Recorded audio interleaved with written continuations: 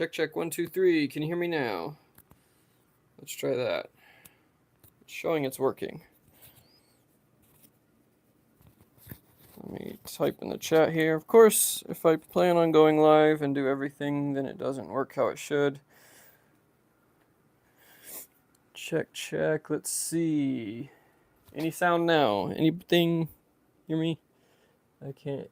Oh, there we go. All right, awesome. Sorry, chat's a little slow on the response thing. It's taking forever for things to come up. But all right, let's get back into a day in the life. This is episode 2. We've got about 55 to 60 orders to ship out today, and so we are going to try to knock them out as quickly as we can. But still, hopefully chat with you guys if you're joining in. Thank you all for those of you who have joined in. I appreciate the usual ones. And Pete, thank you for joining in today. We're going to go ahead and get started here. Like I said, we've got a lot of orders to ship, so we're not really going to spend a whole lot of time, or at least try not to spend a whole lot of time talking about other things. But we're going to just get right into the shipping and showing you guys what we have going out. Like I said, we have 60 orders for about $4,000. This is from a week's worth of orders from last Wednesday. So we've got a full week's worth of orders. I'm not counting anything that came in today. Was out of town and kind of utilized the long weekend to help me out. And so that has been kind of fun. Yeah, I've been busy. Actually, I've not been busy. I've been on vacation. No, we left Wednesday. I put my store on vacation mode for 2 days and then did the, with the long weekend and my 2 business day handling, it pushed everything out to where it didn't have to be shipped out today. So all my orders do have to go out today, but that's why it looks like that. So it was kind of nice. I was able to put it on vacation for just 2 days, and then the handling time took everything else out till today. And then Amazon was down for 3 days. I had to take all my listings off of those for 3 days, but we were back up and it actually picked right up afterwards. So that was super helpful. Not always the case when you go on vacation, tends to slow down. Yes, that is Pete from my wedding there with us today. So that's what we're going to be doing, is just trying to get caught up on all those orders, and we'll talk about some stuff, I'm sure, in the meantime. Now, I was not able to get all my boxes and everything pre-done, so hopefully the tape noise isn't too bad. If it is, let me know in the comments, and I will switch to a different gun I have over here. It's kind of harder to use, but it's a little bit more quiet, so just let me know on that. And with this many orders, like I said, it's going to be a little bit interesting to try to keep track of everything, so there may be a little more pauses in the middle than normal, just because I don't want to ship the wrong item to the wrong person either as we get started here. So let me adjust one more thing here real fast before we get into this. I do plan on getting this all set up and ready to go, so next time it won't be as, how do you put it, or I don't know what the correct word is, but I want to still be able to get it set up into where I can just go live and not have to change a bunch of settings. But we're working on that. We got some stuff ordered. I actually got some new mics ordered. Hopefully that helps with the background noise. If there is background noise, guys, let me know. I do have my fan on. It's pretty warm in here right this moment. But if it needs to come off, we can do that. So let's go ahead and get started. We sold a lot of stuff, like I said, and we're going to try to move through it as quickly as we can. And if I miss a question or anything like that, please feel free to let me know. I'm going to try to pay attention as much as I can. Thank you guys for joining in. Those of you who are watching, we got 3 viewers in here. Appreciate it. We're going to start here with the underwear. We've been selling this for a while now. You've seen this in the last video. We sold, I think, 8 or 10 pair over the weekend. So I'm going to refer to it as the weekend. I know it's been a week, but that's just how it's going to go because I'm so used to it. But we did sell 2 of these to the same buyer. Purchased those. If you haven't seen the previous video, I think we paid a little around $11, $12 for those during a Kohl's clearance event online, and selling those for $30 a piece. And we sold 2 of them, so they're going to the same person. Yeah, I apologize, guys. I wonder how much the sound is with these packages and stuff, so just tell me if it gets bad. But we got those going out to, let's see, where is this going? Ohio. Headed out to Ohio today. So I've got all my labels on the side. Like I mentioned in the previous one, for those of you rewatching this, we are doing a corporate account for labels, so I print out all my labels ahead of time. It's going to be a little bit of a pain because I am going to have to try to find these out of 60 labels. They are in an order to some extent, but it does take a minute, so bear with me. Once I find my spot, it'll move along a lot faster. But we're looking for Mr. Christopher here on this order. How's your guys' week been? For those of you that resell, let's see, the weekend. Yeah, the weekend. It's like, yeah, ASMR. I don't know about that. If that's the sounds you like, you've been around kids a little too long, probably. Let's see here, Christopher. There we go. All right. Gotta make sure the last name matches too. No, for those of you that resell, if you're watching this, probably let me know how your weekend's been.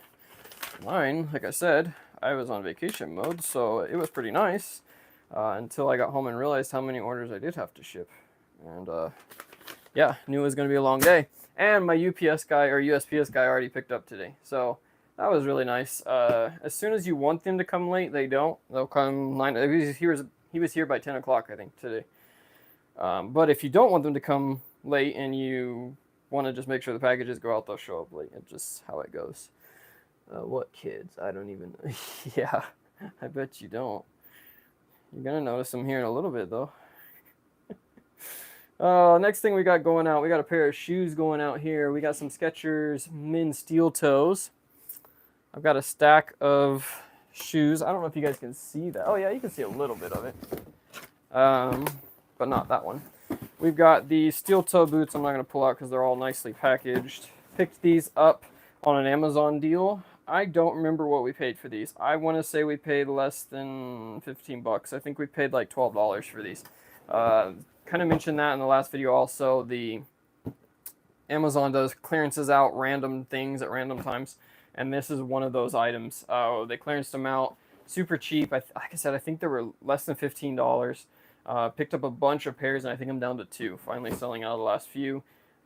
Getting $60 for those, so not bad. Even though they are a heavy ship, still not a bad profit on those. There's going to be a lot of walking out of frame because I do have to get boxes. I was going to try and have all these boxes pre-made already before doing this, but I actually don't have room in my shipping room right now with everything in here, so it is what it is. But we did get those going out this weekend. I went out to the dunes. I wanted to see...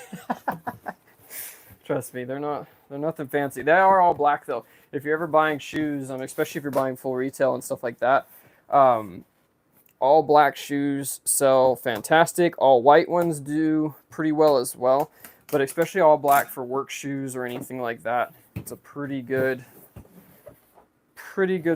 solid pickup if you can get them for the right price. But definitely worth it for that. I am going to be scatterbrained today, guys, so hopefully it's not too much where people leave. I wouldn't blame you if you do, though, because, like I said, it's been a long week. Fun week, but it's been a long one.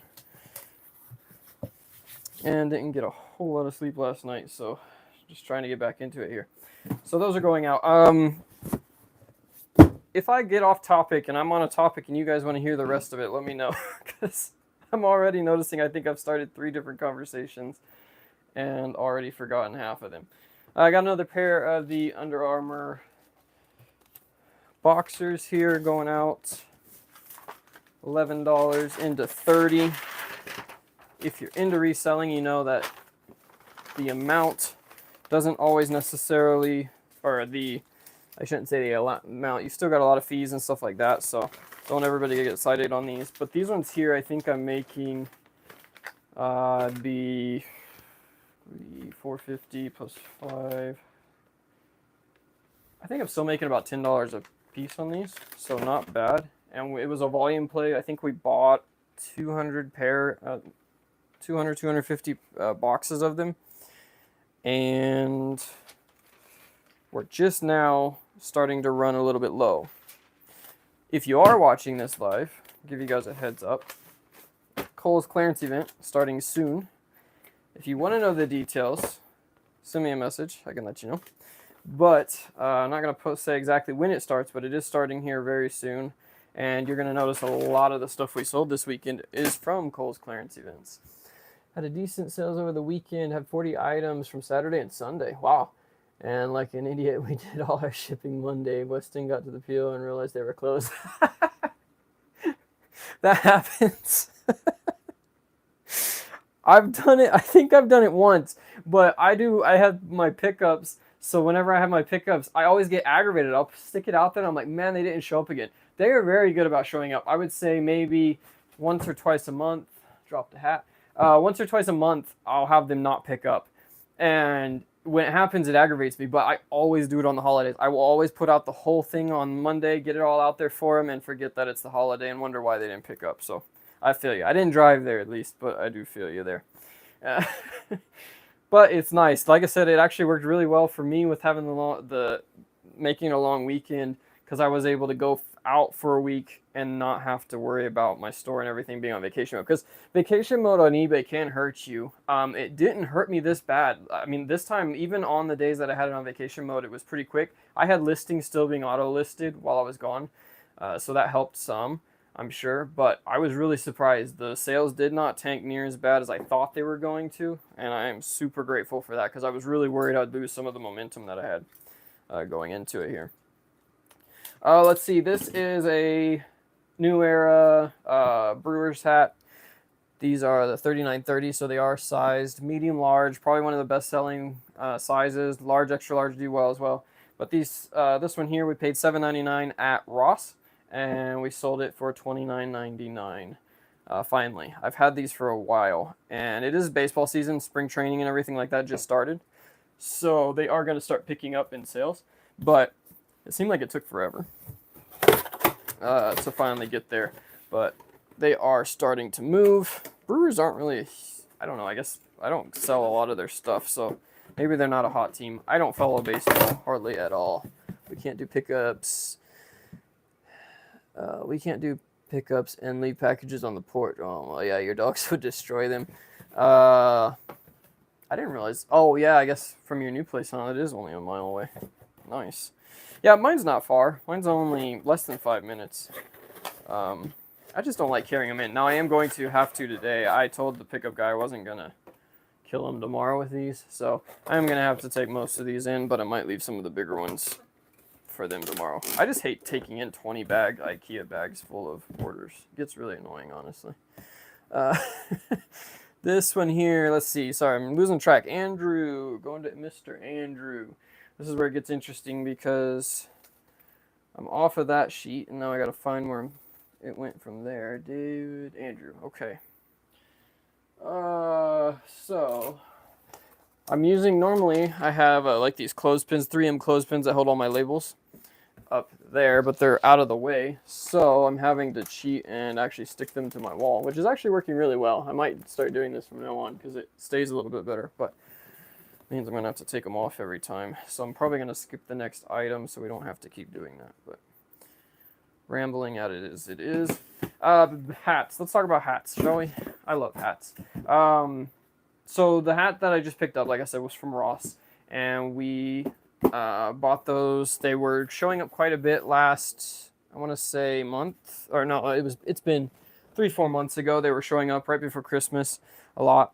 And I buy a lot of them. They sell really well for anywhere from $20 to $30. So at $20, you're not making a ton if you're paying $7, $8.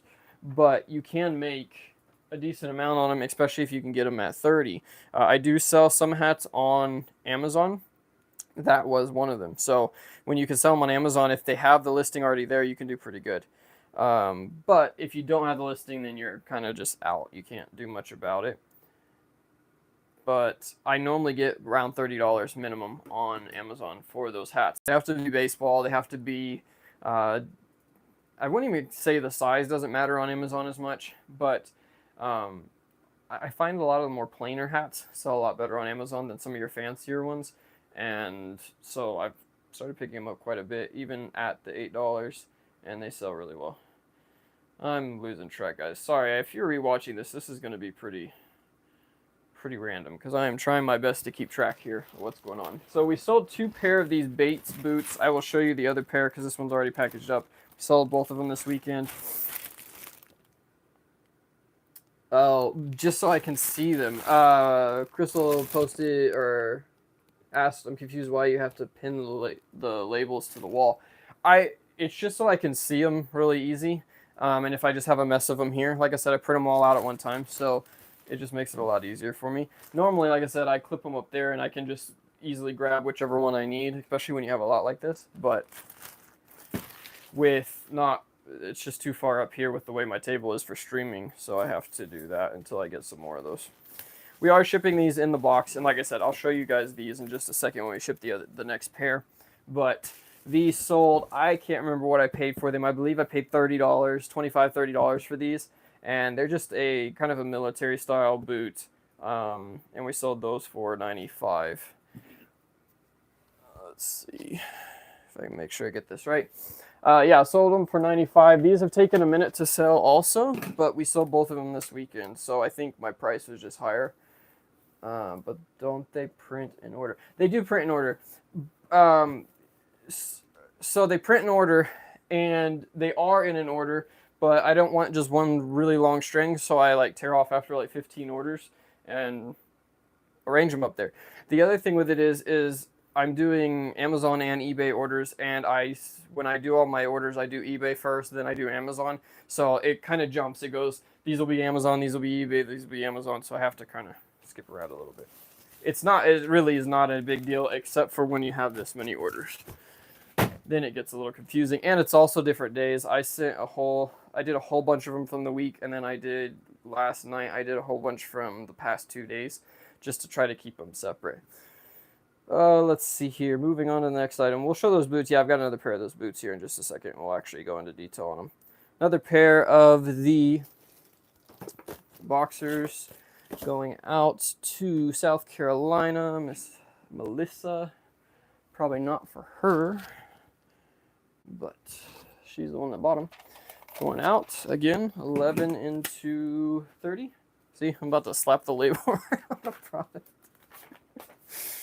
I need to get caught up on some sleep. I'll get these in here. Thank you guys for watching. Thank you for joining in. We've got 3 or 4 viewers off and on, so that's cool. Thank y'all. Feel free. Let me know. You got any questions at all? Random question. I don't care what it is. Leave them in the chat. I guess I shouldn't say that with Pete and Crystal in here, but any questions at all, leave them in the chat.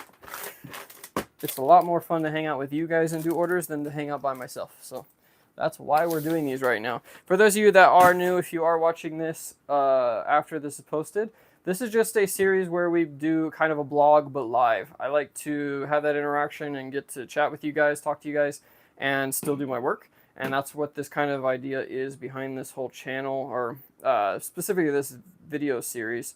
That's what we want to do. They are going to be long. They are going to be probably boring in certain parts. I will try not to make them boring, but just to kind of be able to watch it. If you're a reseller yourself, you know there's a lot of downtime whether you're doing listings. I think Crystal said she was doing listings right now. And I'm the same way. When I'm doing listings, I love to put something on in the background just to kind of listen. And it always helps. I love learning from other resellers. Everybody does it different, and you can learn something from everybody, even a beginner. Always have new ideas, so that's why I like to put them on. And I figured I'd throw some content up like that, and hopefully you guys enjoy it as well. So we got 5 viewers. Awesome, guys. Thank you so much for joining in. If you're from Bread and Butter, let me know. I posted over there. We'll see if Adam gets in here. He was talking about it, but I kind of did short notice again today because I wasn't sure what time I would be able to with pulling this many orders. And look what I just did, guys. Got me talking, and I wasn't going to show you these boots. Oh, the frick. And now it's going to stick to the case. All right. Well, we're going to sacrifice this box. Or not this box, but this envelope just for you guys. How about that? So these are, like I said, these are just those military style boots. Bates. Really nice, actually. If they were in my size, I'd probably keep a pair. I got the zipper on the side. I don't think they're steel toe. No, they're not steel toe, but really nice boots. If you know, if you're familiar with them, like I said, Bates is a super good brand. picked these up. I forget even where they were from. There was an online website we happened to come across. Yeah, don't ask for random questions. Yeah, I know not to. I should. As soon as I said it, I know I shouldn't have. But we picked these up. I can't even remember, like I said, what website it was from, but it was a really pretty good deal. I think I picked up 6 or 8 pair at the time, and these are my last ones. So, okay, Gary, you're the Gary from Bread and Butter. Awesome. Thanks for joining, man. Appreciate it. I haven't been on there in the past week. I haven't been keeping up with the drama over there. Not drama. They're a bunch of cool guys. That's where I get to talk, share leads, all that stuff. If you're interested in Bread and Butter, you can always send me a message. I can get you some information on it. It is just a private Discord group that is for resellers, but mostly for those who are doing retail arbitrage and online arbitrage. We do post a lot of retail in-store leads as well as online leads. You're not going to get all the answers from that, as far as you're not going to get, you can't just specifically source from them. I mean, you could, but if you're doing it full-time and stuff, you'd have to do some on your own. But it is really nice. It's actually what opened me up to a lot of the items that I buy now. I never would have thought of even checking for. So definitely a good group. It is, I think, $40 or $50 a month, so it's not the cheapest thing. But like I said, if you're into it, into the retail and online arbitrage, especially if you like doing clothing, shoes, that sort of thing, I'd recommend it, and I can get you information on it if you would like. Peter G. Rangel. I'm going to start having to get some sponsorship here from Bread and Butter with how much I push it, but no, it really is a cool group if that's what you're into. All right, so these boots, like I said, I believe we paid $25, somewhere around there for those. And we sold them for $95. And I do ship them. Those are pretty sturdy boxes, and I do ship them in poly mailers.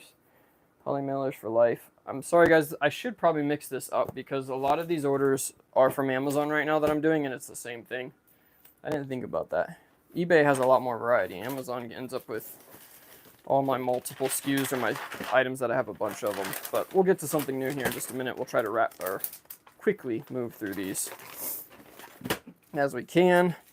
Another pair of boxer briefs going. Oops, yeah, see, like this is where I'm talking about. I skip. This person goes to another section of labels.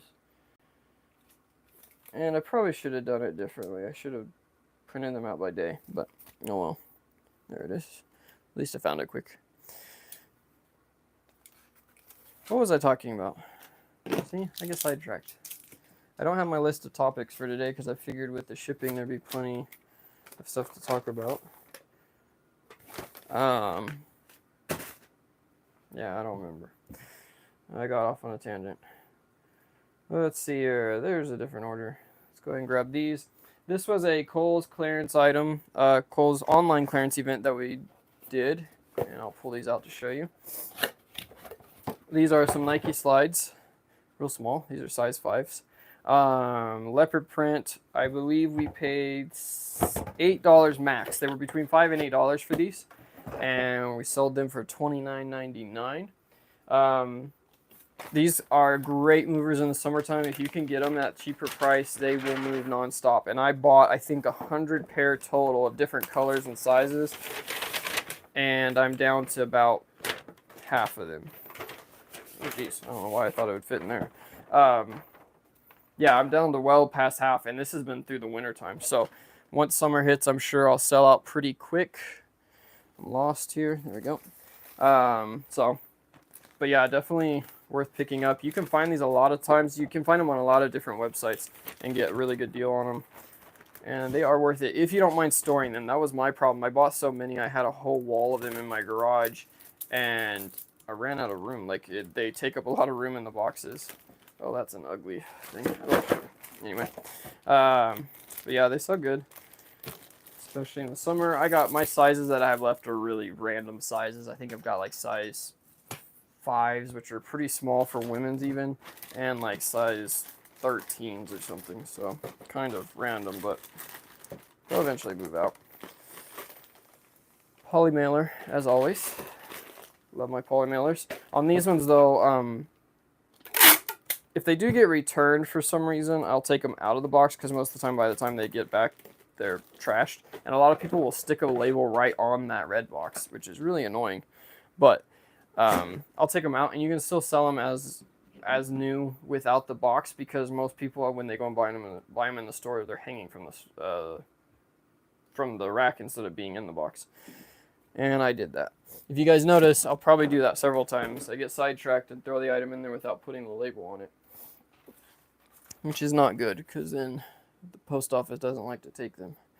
But yeah, they do fine. I've honestly not had any complaints with it, so I can't complain with that. But some people don't agree with that, and there's probably going to be a few things today I shipped that not everybody's going to think is the smartest, but you're welcome to let me know in the comments. I'm sure you will. I don't mind the criticism, guys. I actually want to hear what you guys think of different things that I do, different things you do that is, whether it's better or not, or however. It's cool to, like I said, I love learning how other people do different things with their businesses. It's how we learn. Yeah. Like I said, it's going to happen a couple of times for sure. Luckily, I know once I get to the end, if I have any labels left, I'll go through and look and I can find it. But it's going to happen. I know it is. All right, next thing we have, let's see here, black small Nike vapor pants. These are baseball pants. Baseball is coming into season, and it is picking up quickly, which is awesome. I still have a bunch of these, so hopefully I can keep making the same money that I've been. Picked these up for anywhere. I was buying them from multiple places, anywhere from $5 up to about $15, I think. I think the max I paid was $20. I don't know which ones are which, but we sold 2 of these for $99, so $50 a piece, 20 minimum into 50, and they sell like crazy. Like I said, especially around this time, it's going to pick up a lot because of how long. How would you like shipping glass items? I don't. You know what's crazy? How would you like shipping glass items? Yeah, no. I've shipped a couple things, and the last item that I shipped, and probably the first item in a year that I shipped that was glass, it was eBay's international shipping, and they filed a return request on it, and eBay of course took care of it. But I'm pretty sure it's because it was broken. That was a cookie jar, and I actually took and stuffed the inside of the cookie jar, wrapped it in bubbles, took the lid, wrapped it in 2 layers of bubbles, stuck it in the box, wrapped the box in bubble, and inside another box, and I don't think it made it. So, no, I specifically don't buy glass items. I don't know how people. There's some people that's all they do. I don't know how they do it. Crazy to me. Crazy. All right, this is going to Shauna. Miss Shauna. Oh, frick. All right. Come up to the top of it, and then I have to redo it. That's the only bad thing about sticking them to the wall instead of using the clips. So we're going to lay that right there for now. Shauna got 2 of those. So 40 into 100. Not bad, especially when you can ship them together. I'll take that all day long. Can't say where I got those. I'm not going to go into much detail on that because that's still a pretty good cook that I'm being able to do, and I don't want to give it away. I like you guys, but I make my money too, as Adam says. I've done it, but it's the worst. Most of my storage unit glass stuff goes to my booth just so I don't... Yeah, it seems like it doesn't matter, and I feel like people that buy glass stuff are extremely picky, which I get. I mean, you don't want something that's broke, obviously, but I feel like, even the slightest little chip or something that's in it, they're just picky, and I can't stand dealing with people like that. Not my cup of tea. My customers were driving me nuts this week. I appreciate them buying things from me, but even the customers that bought stuff on Monday or Sunday were messaging me, asking, when's my order going to ship? When's my order going to ship? And I'm like, come on, guys, it's a holiday. I can't even ship anything if I wanted to. And I mean, I don't know. I feel like they're always more impatient, and I get more impatient people now than I ever did, even during the holidays, and I don't understand why. It's people just don't know. And what's crazy too is eBay calculates all their handling times, all that stuff, so they see the date that it's supposed to arrive, and it's going to arrive then because you have to with the handling time, or you have to ship out by when you say you're going to on eBay. Otherwise, they really ding you for it now. And they've been getting a lot stricter on that, I feel. And so, you know it's going to happen, but I don't know. Just a pet peeve. But at least everybody that has messaged me, I'll message them back, let them know, hey, it's going to arrive on time. We're shipping by the end of today is what I was telling them. And then, you know, your tracking will update. And I had several people message me back, okay, thanks, appreciate the response, all that. So I don't feel like it's in a bad way, but I think Amazon's ruining people. I didn't show that one, but that was an Under Armour women's t-shirt we picked up a long time ago. Actually, for those of you in Bread and Butter, this was one of my first leads that I bought from Bread and Butter. And they sell once every couple of months. I've got, I think, 4 left. We paid like $5, $6, something like that for them, and we're selling them for $20.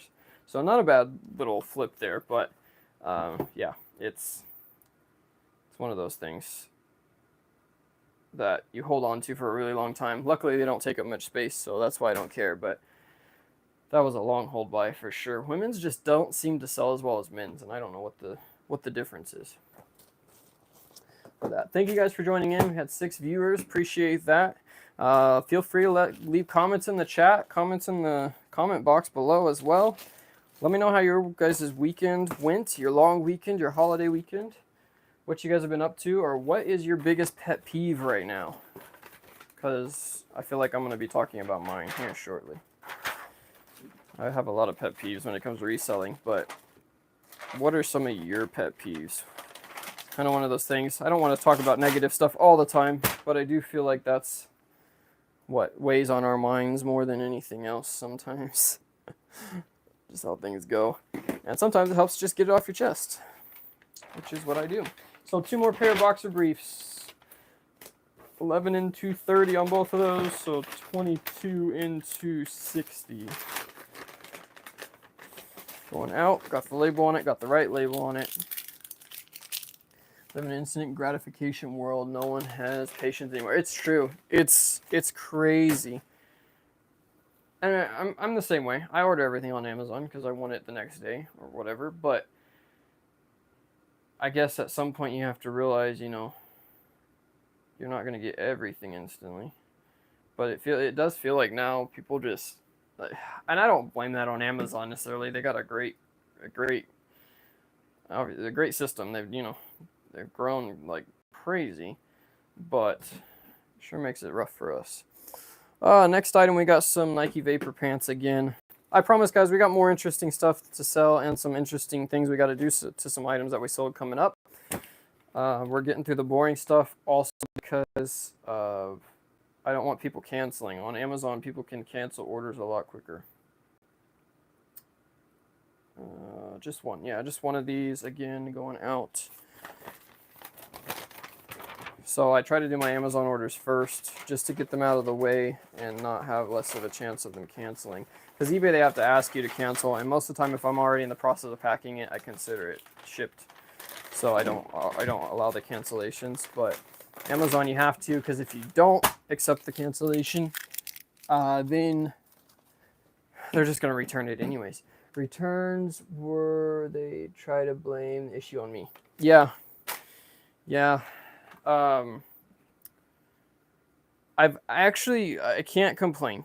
I have had very good, well, disregarding Amazon, of course, because, you know, they're going to blame everything on you on there and you just kind of get used to it. But eBay, I've gotten really good recently. I'm not having too many customers try to do that. During the holidays, it was really bad. I had a lot of customers during the holidays returning stuff that should have never been returned. Like, I don't even know how to describe, like, the issues that they had that they were just making up, and you knew they were making it up, and it was just so aggravating. You know, you're trying to stay busy, you're shipping constantly, and then you got these people that are constantly messaging you, oh, my item hasn't moved for 2 days, and then they'll open a return request. And eBay's gonna cover you, but you still have to deal with it. And I mean, it got really bad during the holidays for me. This next item that we sold is another online cook that we did. I don't remember where we ordered them, but it was from the Bread and Butter group. And that were these Croc, oh, I do remember, they were Amazon.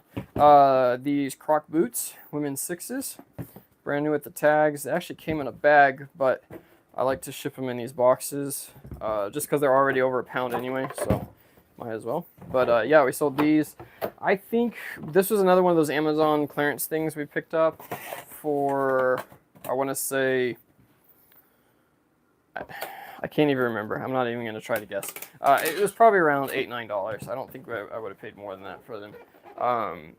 All size 6, and I picked up, I think, 20 or 30 pair of them, and we're selling them for $45. They were selling for about 50 to 60, I think is what we were getting out of them by around Christmas.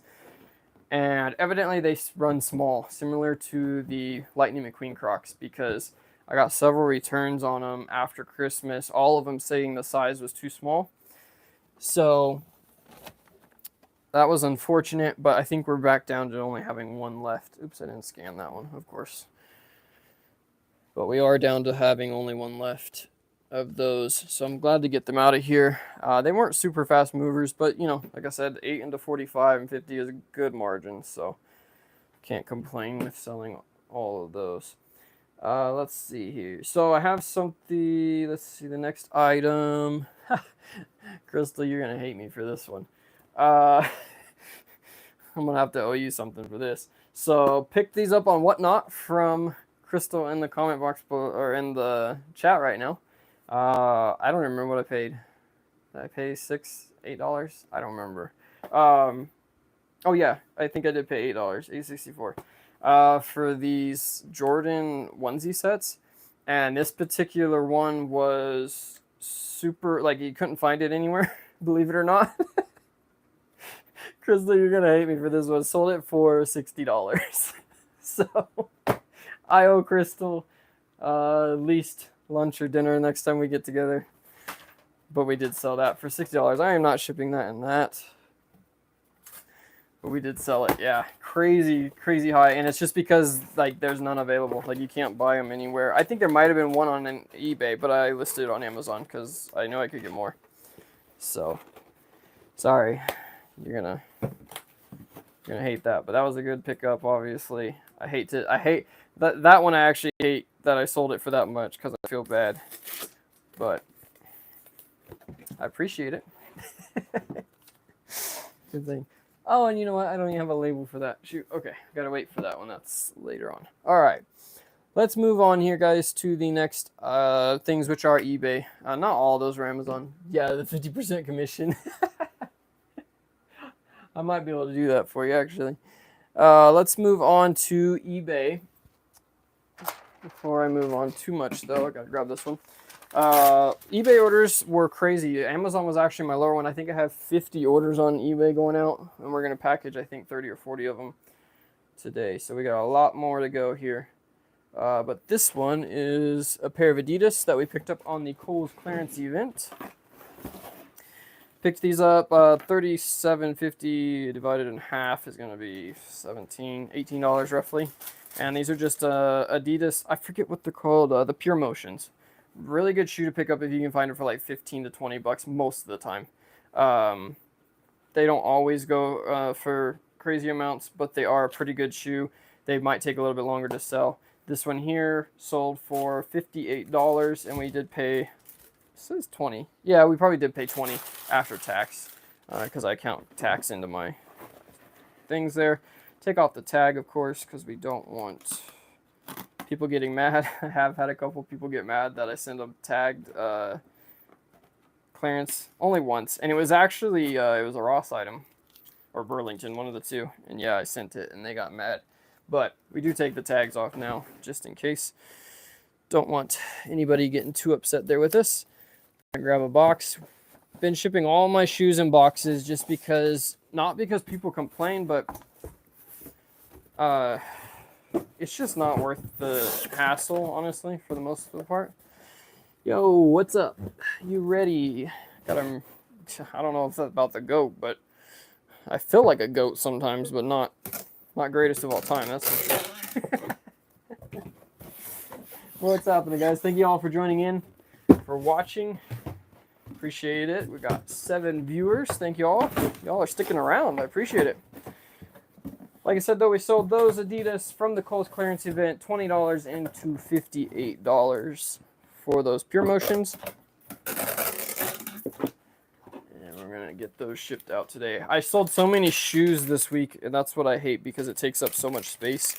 And now that I have to take my orders to the post office because they already picked up, it's even worse. But I guess we could deal with it for one day.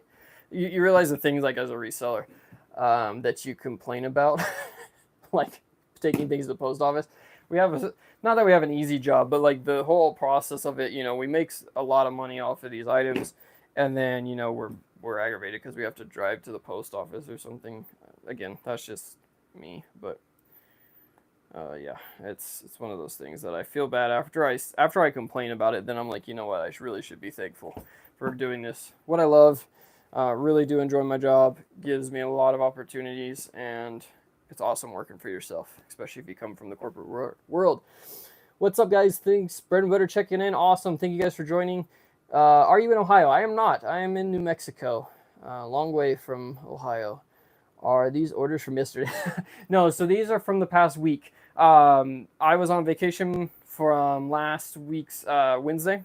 So Wednesday through Tuesday. These are all orders from Wednesday through Monday. I haven't done the Tuesday order or the labels yet. So Wednesday through Monday is what all these orders are from. But we had a really good week, and it's kind of awesome to see it all together. But yeah, not all from yesterday, thankfully. I did have, I think, 10 or 15 orders yesterday that we aren't even going to get to today, probably because of what time it is. So, but yeah, super thankful for how it's been staying busy for me. Cannot say enough about that. Next item is a hat. Finally, we're getting into the hats. This is a Oakland A's hat that I picked up from a bulk deal. And we paid anywhere from $10 to $12, I'm going to say. There were some cheaper ones in there. There were some more expensive ones. So I average out my hats roughly to about $10 to $12 a piece. Sold this one for $56.99, which is a good deal, obviously. But like I said, I did buy this from a bulk deal back in November. And that's something we'll talk about maybe in a different video, just because I want to dig into it with you guys. But this was just a kind of a liquidation bulk deal that I picked up on a lot of these 5950s. And it's something that not everybody's going to have access to, but it's a good topic to talk about, and maybe we'll talk about it later. I want to talk about it because it is something that gets overlooked, I feel like, in reselling a lot. But at the same time, I have to keep moving, and I know if I'm going to start talking, I'm going to get confused. How many days do you work?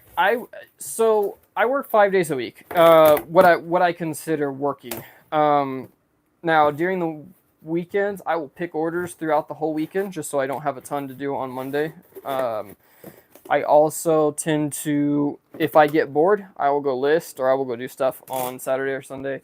But for the most part, I try to keep it to Monday through Friday is when I actually set some time apart and just strictly do orders or strictly do listings. I'll source whenever I'm out. I source all the time, but shipping, listing, all that, I do it about 5 days a week, Monday through Friday for the most part. Is it possible to work 10 days a week? Yeah, you can, or at least equivalent to that. I recommend it. Well, not all the time, obviously, but especially if you're just getting started and you have the time. That's what's different about me. I enjoy my work. And so for me, it doesn't feel like work. If I'm gonna, if I've not got anything else going on, I'll go either source online or work on some listings or just whatever I need to get done. I'll do it. I enjoy all of it. Probably the least amount of shipping is not my favorite thing to do just because I feel like it takes forever. I really enjoy doing this while I'm shipping because I feel like I can distract myself. But yeah, shipping is not my favorite thing to do. So other than that, listing is all right if I enjoy what it is, but I tend to end up with, I push everything off. I enjoy listing hats and shoes and stuff like that, but some of the other stuff I don't like. And so I'll push that off till I have to actually do that work. But I enjoy it. So anytime I'm down and don't have anything else going on, I'm emotionally doing some sort of work or reviewing listings to see if I can get a better price out of them or anything like that. I try to stay as busy as I can. And then sometimes it makes it feel like you are working 10 days a week for sure. All right, got to find my spot in the list here since we switched back over. But yeah, this hat, like I said, 10, 12, we'll say $12 for now, going out for $656. And that's why I love hats. They don't take up any space. Or they take up space, but not a lot of space. And they move fairly quickly. Obviously, we have this stack here that's over a week. And this was a slower week for hats for me. It kind of goes up and down, but not too bad. I'm definitely not complaining with how many we sold. Sorry, guys. I'm working through here trying to find my spot again. I lost it. Bear with me. You guys got questions or anything that what are you working on now? What is your goal, whether it's, listings or anything like that? Are you where you want to be? Are you having to source more now that you've got all your listings? That's where I'm at. Definitely where I'm at right now. I'm having to source because I'm getting my listings. I'll have all my stuff back up and listed this week that I bought right before I went on vacation. So that will all be hopefully listed by the end of this week. And we do have the Kohl's clearance event coming, so that'll be cool to source. And hopefully I might be able to do a video when I get back from that and show you guys what we got. That'd be pretty cool, maybe. Let me know if you guys would be interested in seeing that. Surprisingly, my least favorite part is becoming the sourcing. I used to love it, but I love every other part most days. Yeah, I'm not gonna lie, sourcing is fun if I know there's gonna be something. But to go in and I don't have to do it very often, and I'm very blessed with that because I do find a lot of online deals and stuff like that now that kind of take up the majority of my sourcing time. But doing the Ross Marshalls thing, Burlington, all that, I really enjoy it. But at the same time, I hate it when it goes dry. There's the times when it's fully loaded and you're gonna find something good. But there's sometimes you just go through and you feel like you search the whole store and find 2 items, and I hate that. I feel like it's such a waste, and it's really hard for me to keep going with that, I guess you could say, because I'm just like, you know what, never mind, I'll just source online or something like that. And I still need to do it in store because you're gonna find some less saturated items. Next item up is this record album. This is Bela Fleck and the Fleckstones Bluegrass album.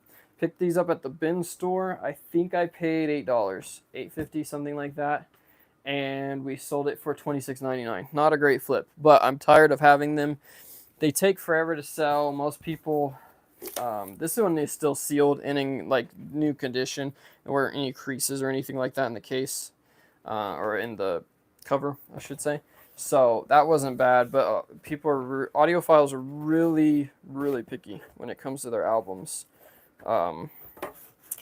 So I try to avoid them now as much as I can, unless I just find something that's really good. I do have some. We bought them in bread and butter. If you guys can't even remember who it is, oh my goodness. Jelly Roll. That's who it is. I do have some Jelly Roll albums that I need to get listed. They're numbered and signed and everything. I need to get them. I think I have them listed, but I only have one up. I need to just get the rest of them put up there. If you do sell vinyl records, highly recommend these boxes. You have to. There's no other way to ship them, honestly. People really appreciate it when they receive them in these, and I actually tape them up just to keep them a little more sealed, because I don't like the idea of it possibly getting wet. Even though this particular one is sealed, it's a brand new record. I just don't like taking the chance. Exactly, going to the bins and not finding stuff is defeating. It is. It really is. And that's how my local bin store was for the past, well, I haven't been there in a while, but when I was going the past month, and it wasn't worth it to me, especially with what I was being able to find elsewhere. There was no reason for me to keep going in there and taking, 2 hours of my day and finding 2 or 3 items. Just isn't worth it. And not that you give up on that source, but at some point you do. If it continues that way, you do have to find another avenue of sourcing, because you'll waste so much time doing that. You'll defeat yourself, and you can't keep going with that. And that's one of the biggest things I feel like for resellers is we deal with a lot more, I don't want to say stress. I mean, it's running your own business, so there's going to be stress in that. But just the idea of, being fully self-reliant on your income as a full-time reseller, if you start losing that fun out of it, it makes it a long work day. And not that you're going to have fun 24/7. It's not a party every day kind of business, but the enjoyment, I feel like, is the biggest draw, and if you're losing that, then you have to find another way of doing it to continue. Not that you just, as soon as it gets hard, you give up, but definitely switch to something else for a little while to kind of get yourself back on track mentally and emotionally. I'll be honest, guys, I've talked about this in the last video, but one of the reasons I do this video series is because that's probably the biggest thing I miss about being involved in a retail job or in, any other, I don't know what you call it, day job, so to speak, is the interaction. You don't get the interaction with people as a reseller near what you used to. And for some people, that's fine. And for me, honestly, I enjoy it most of the time. But I still miss that day-to-day camaraderie, talking about different things going on and stuff like that. So sometimes that, I think, is my biggest, not downfall, but the biggest thing that I miss about my previous job is just having that. And so it affects you emotionally. And I feel like if you're sitting at home every day, like most of us are as resellers, you're going to run into that.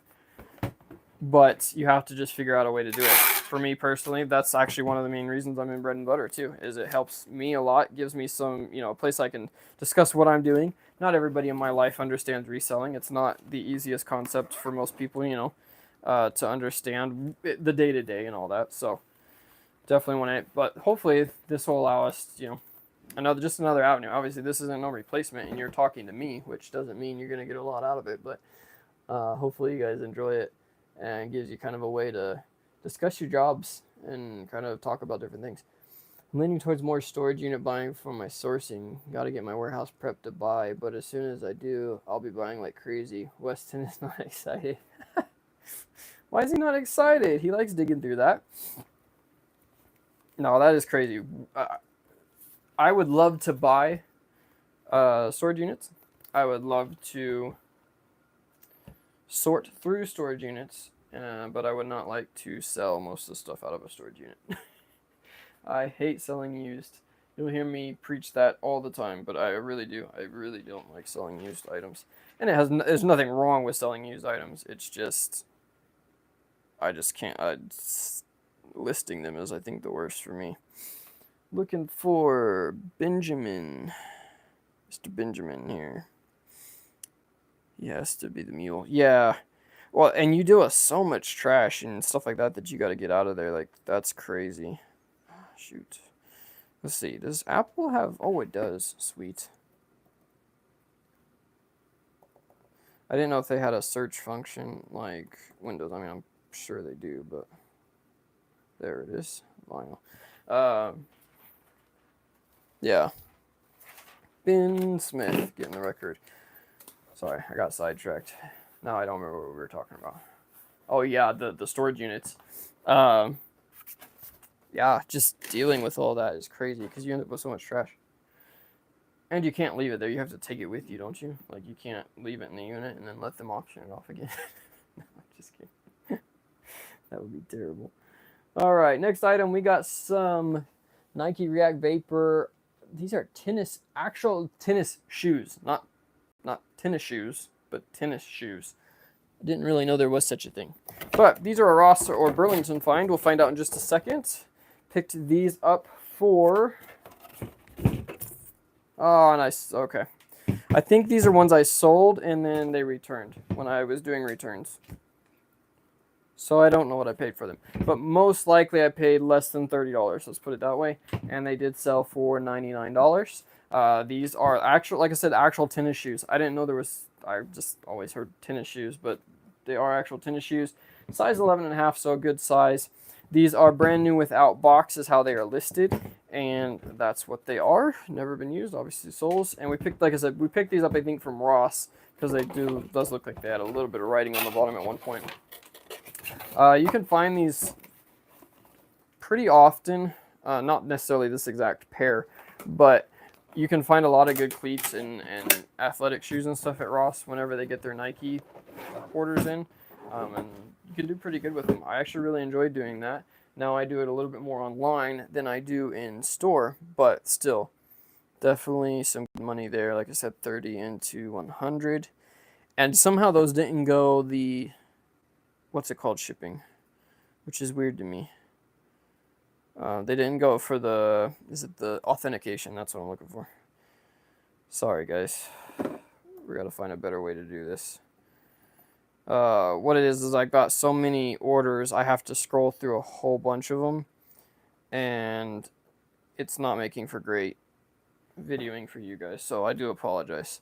I thought a lot of orders would be cool, just to kind of show the different items, but I feel like I'm getting more distracted than anything else with trying to do it.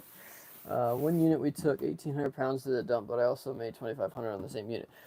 Yeah, like, I feel like that's the thing. Like, you could do really well, and especially if you get into some areas that don't have a lot of competition, I feel like you guys would do really well with it, with the auctions. Or I'm sorry, the storage auctions. That's the storage units and stuff like that is super cool.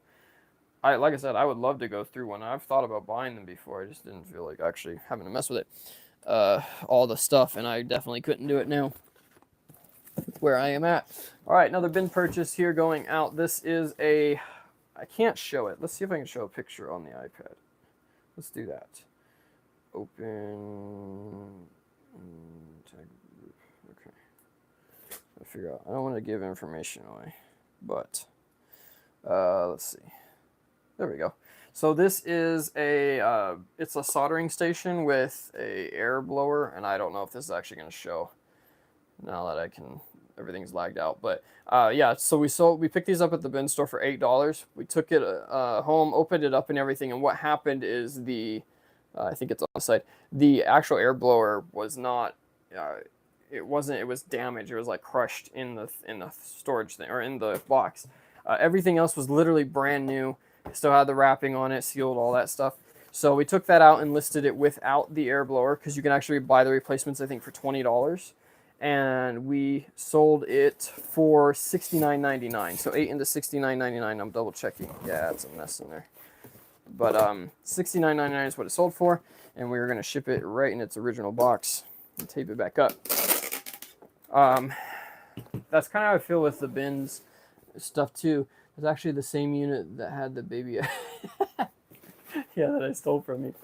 Hey, you got a lot more money in there. Just didn't know it. No. Yeah, that's how I feel. Kind of the storage unit. I feel like with the bin store stuff, I enjoy doing it. It's a lot of fun. It's the hunt, the Amazon liquidation stores and stuff. But you end up with stuff like this that you have to really check and see what's going on with it. And we got lucky with this one that it was just that piece broken, and that they actually sold replacements. If they didn't sell replacements, it probably wouldn't have even sold on eBay. But it's pretty common, or you can buy them pretty easily off of Amazon, the replacement nozzles. So for somebody, it was worth it. This is the hot air. Let's see. There we go. Going to Glenford. That's an interesting name, Glenford.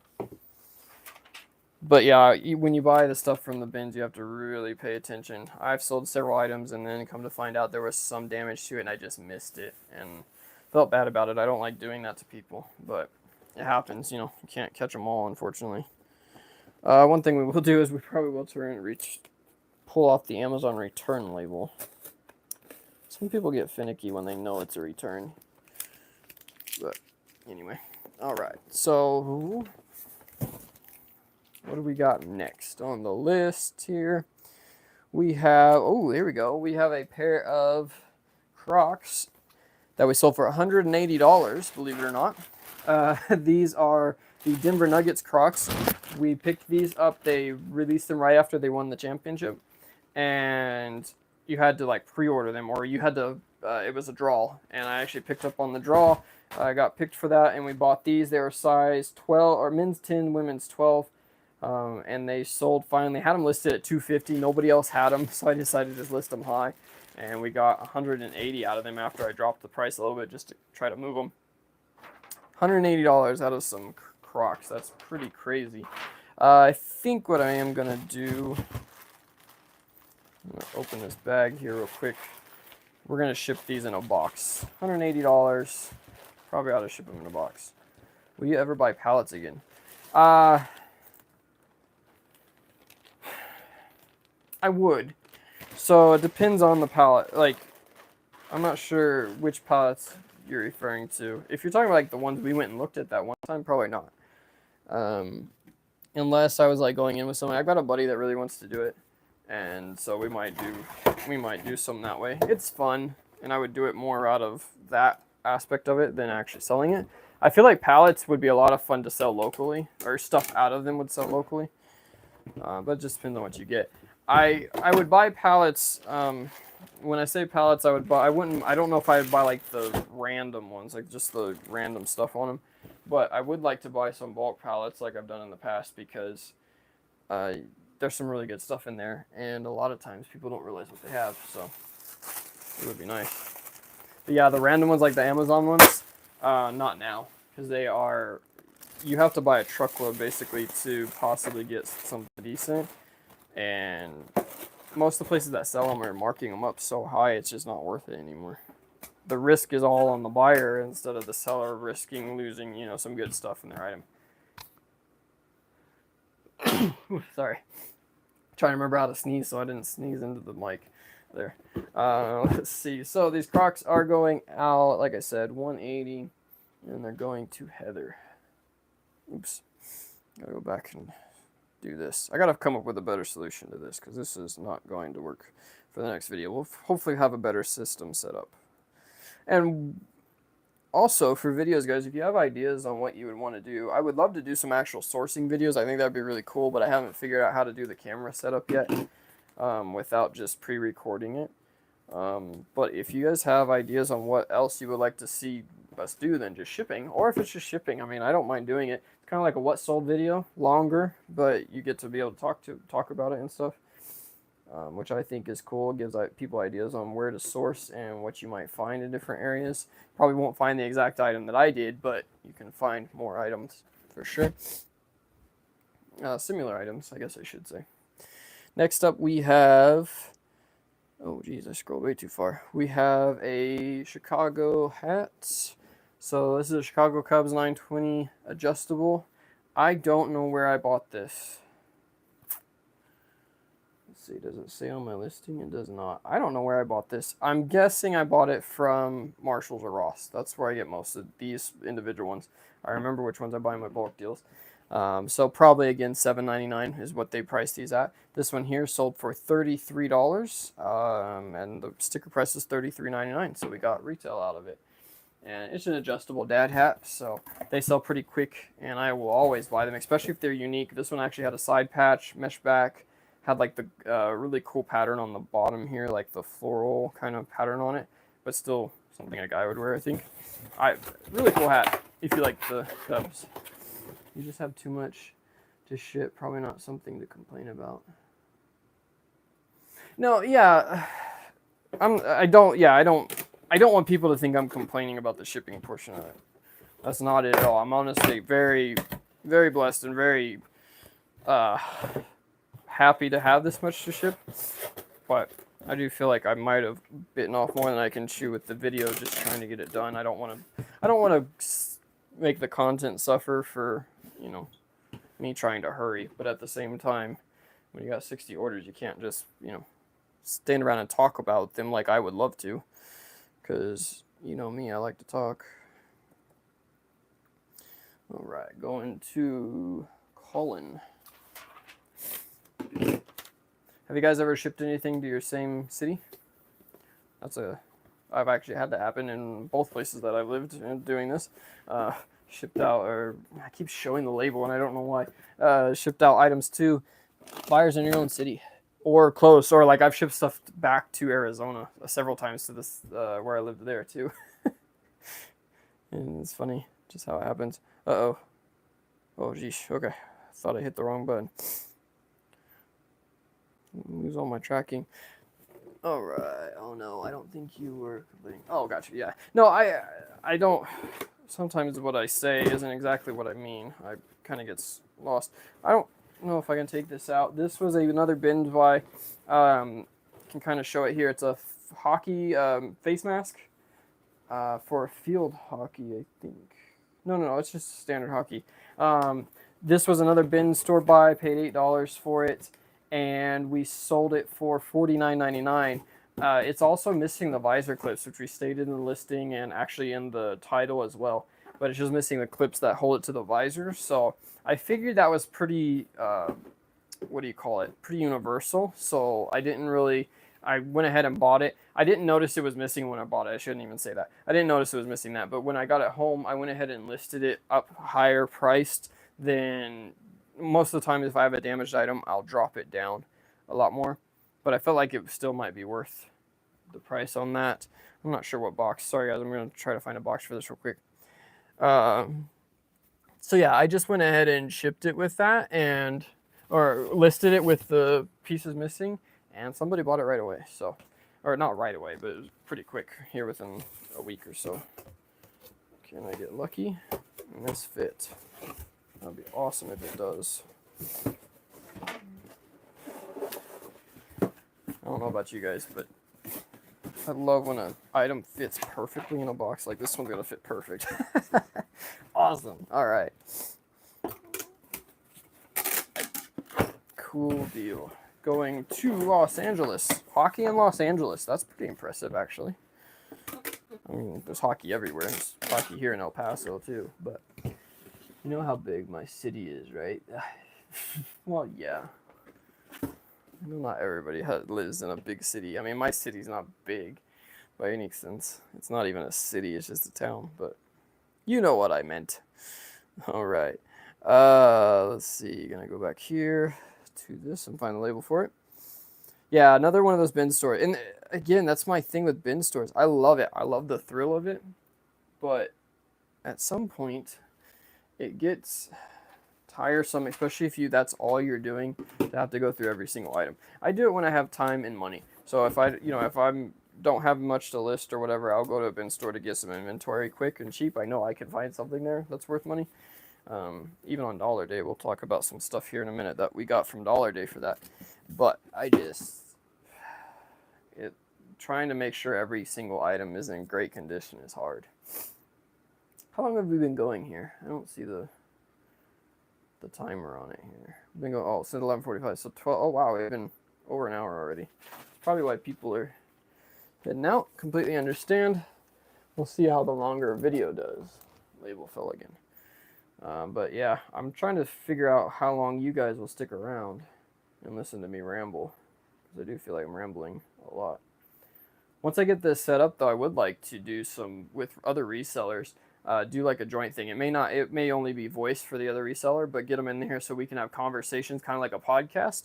I think that would be pretty cool. So that's something I'm looking into and trying to figure out how, what I would need to do that.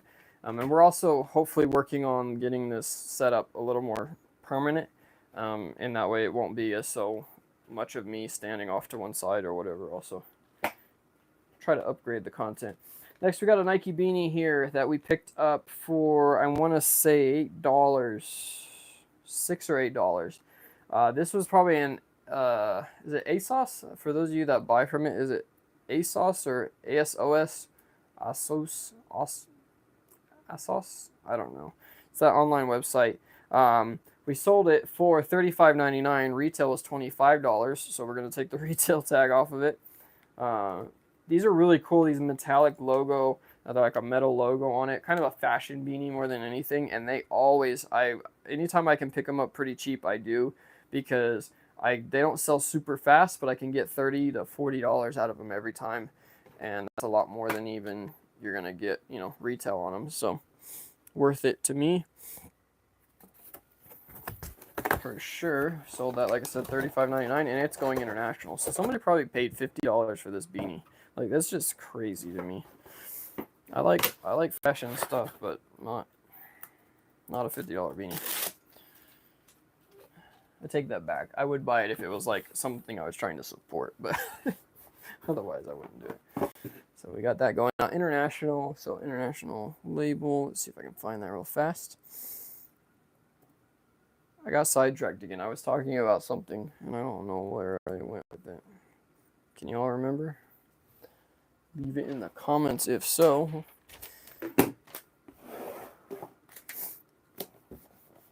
Right, next item we got going out today is, so I forgot to print the label, but I'll go ahead and show you guys what it is. This is going through the authentication, eBay's authentication thing, so I will have to package them in another box and then ship them via FedEx, which means I gotta go drop them off. But these, make sure these are the right ones. CV040. These are track shoes, Nike track shoes. And what's crazy about these, okay, so this one does have the spikes, but it does not have the tool. So these spikes here, the track spikes, they come with them most of the time. We purchased these from Ross for $19.99, and we sold them for $129. They don't sell fast, but when you get the right size and the right style, depends on the style code on them, they do sell for a lot of money. Even the ones that aren't the right style code will still sell for $50. I mean, they're $150, $250 shoes if you were to go buy them from Nike, but they get tanked on eBay because everybody buys them. But every now and then you'll find a specific pair or a specific size that nobody else has, and that's where it comes into play. That's a Ross find, like I said, $19.99. These also come with, normally, if you can find them when they first put them out and somebody doesn't steal them, they come with the Nike drawstring bag, the spikes that we showed, and a tool to remove them. And if you can do that, you can sell them separately, and we'll get to this in a minute. You can sell those bags separately and make money off of those too. I normally include the spikes and stuff with the shoes because most people want them.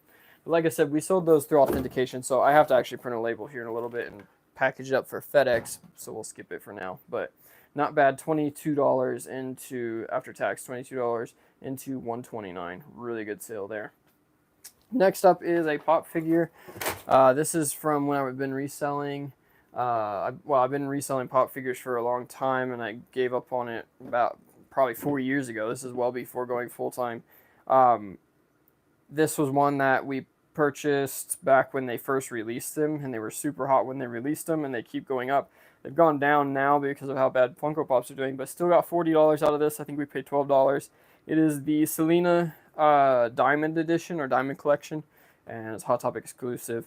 But I had about 6 or 8 of these, and I think I'm down to 1 left. So we will show you how we package pop figures for any of you resellers that do that. I am a huge collector, have been for a while. I've kind of slacked off here in the past year or so, just because of how things are going, but I just don't have more room. That's literally why.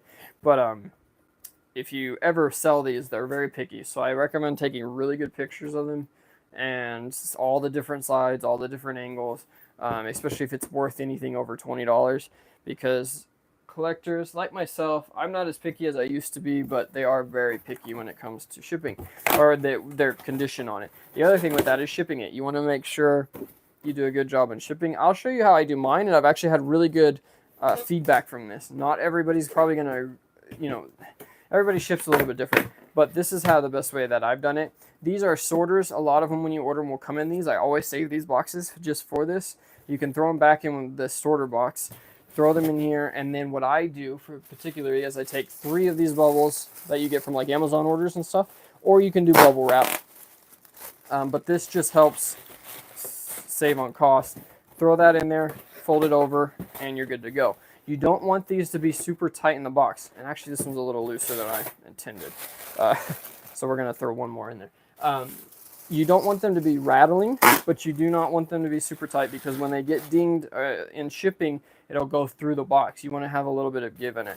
So I don't want it to be just crazy tight. I just want it to not move around very much, just like that. And you'll be good. It'll arrive safe, especially if it's in a decent quality box. Always double box them if they're over $20. Don't throw them around. Definitely, like I said, they're picky, but I've had very good luck with that. You can also take, if you're going to use the priority mailbox or anything similar to this, I will wrap them with 1 to 2 pieces of bubble wrap, slide them in, and just make sure it's not going to slide anywhere. Put one of those bigger bubbles in there to keep it in place. But again, you don't want to cram it. You don't want to wrap it tight with it and then cram it in a box tight either. You'll actually end up getting more damage that way if someone was to step on it or drop it or whatever. That's going to Andy. Like I said, we picked those up back when they first came out for probably $15, and they just sell for $40. I'm just going through and actually getting rid of a bunch of my pop figure stuff. So yeah, I just tossed it in with my listings. Went through and listed a whole bunch of them, and sold a quarter of them so far. Still need to get rid of a lot more, but it is what it is. Is what it is. Going to Miami Beach, Florida. All right. Who all we got in here? I know Crystal's still in here. Pete's probably hanging around somewhere. Any of you others watching right now, are you guys resellers? Let me know. Let me know in the comments. I'd like to know. If you're not reselling, is it something that you've ever been interested in? Or have ever had any questions that you just wanted to ask somebody about it? Let me know. I like talking to y'all. Keeps my mind off of how many more orders I've got, because I was looking around here and I still got a bunch. Next item, some Columbia midweight stretch base layers. Bought these off of Sierra Trading Post a long time ago also, probably over a year ago. And they are just now starting to sell. I dropped the price down, finally adjusted it to where it's going to move. We're selling them for $28.99, which is still a good buy. And I think we bought these for $6 or $8. Let's see. I might be able to tell you. Opening background. Let's see. We bought these for, yeah, $6. Roughly. I'm estimating when I give you guys these. But yeah, not bad. 6 into 28 or 29. These are size 3XL, so they're a large size. That's why they take a little bit longer to sell. But can't complain.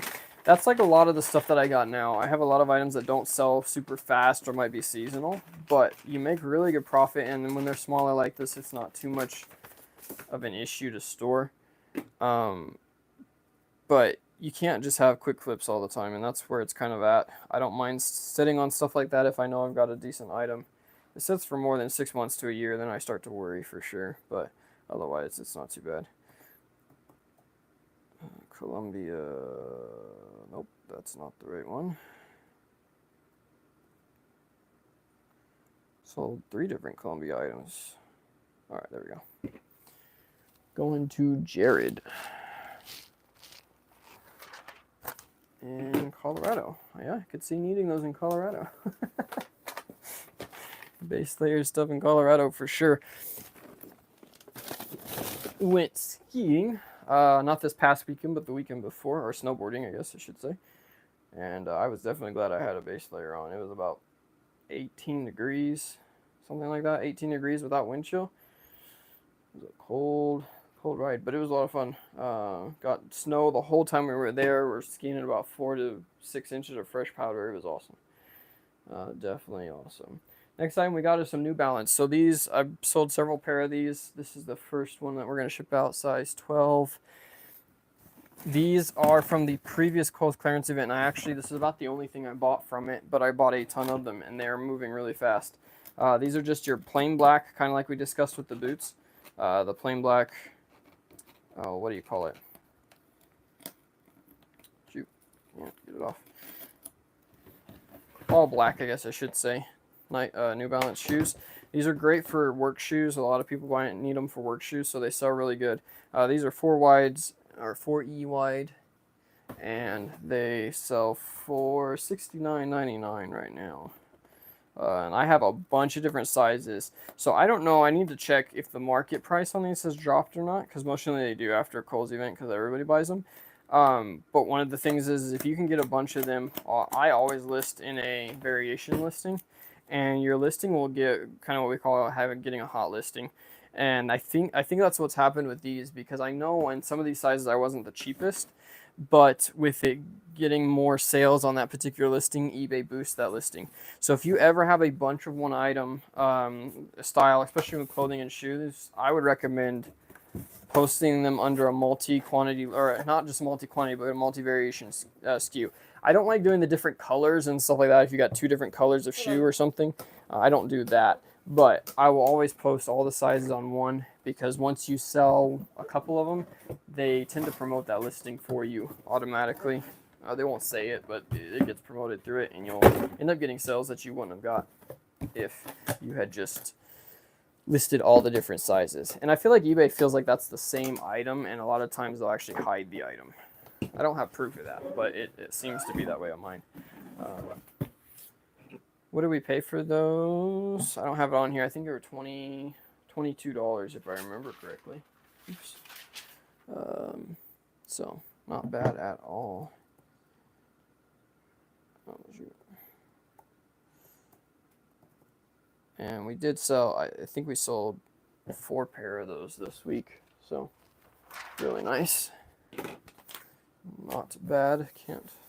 Can't complain, right? Awesome amount of sales. Like I said, we were gone for 7 days and had a total of about 60 orders. So doing about 10 orders a day. And that is what I've been averaging, I think, the past, I want to say 2 months since Christmas. So cannot complain. I really am thankful for that. Because otherwise I'd be in trouble. I hate going on vacation because I feel like I lose so much momentum. So it's nice to have.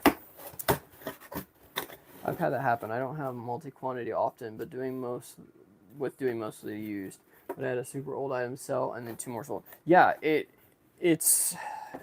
shows. Like I said, I think it's